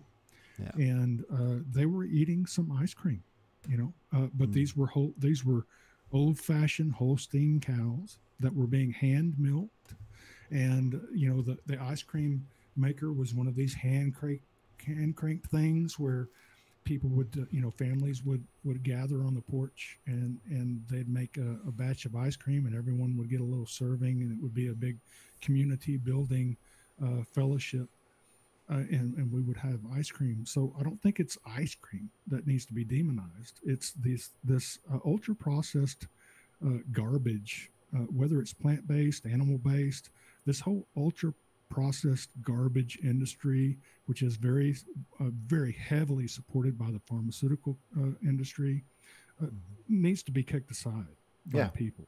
Oh, I'm with you. And if they won't do it by removing the subsidies that are encouraging it, then we need to get together, the vegans, the carnivores, the omnivores. We all need to get together and to come together under a reasonable plan to kick that system aside and do something where all of the dark side of every industry is reformed, and we can get back to a diet that's optimal for human nutrition and optimal for the animal, and optimal for the environment. Yeah, no, I'm with you. I do got to hop off here. I want to throw out one last thought. Like, I think you mentioned something at the beginning of this where some people have told you that you're more vegan than most people or most vegans.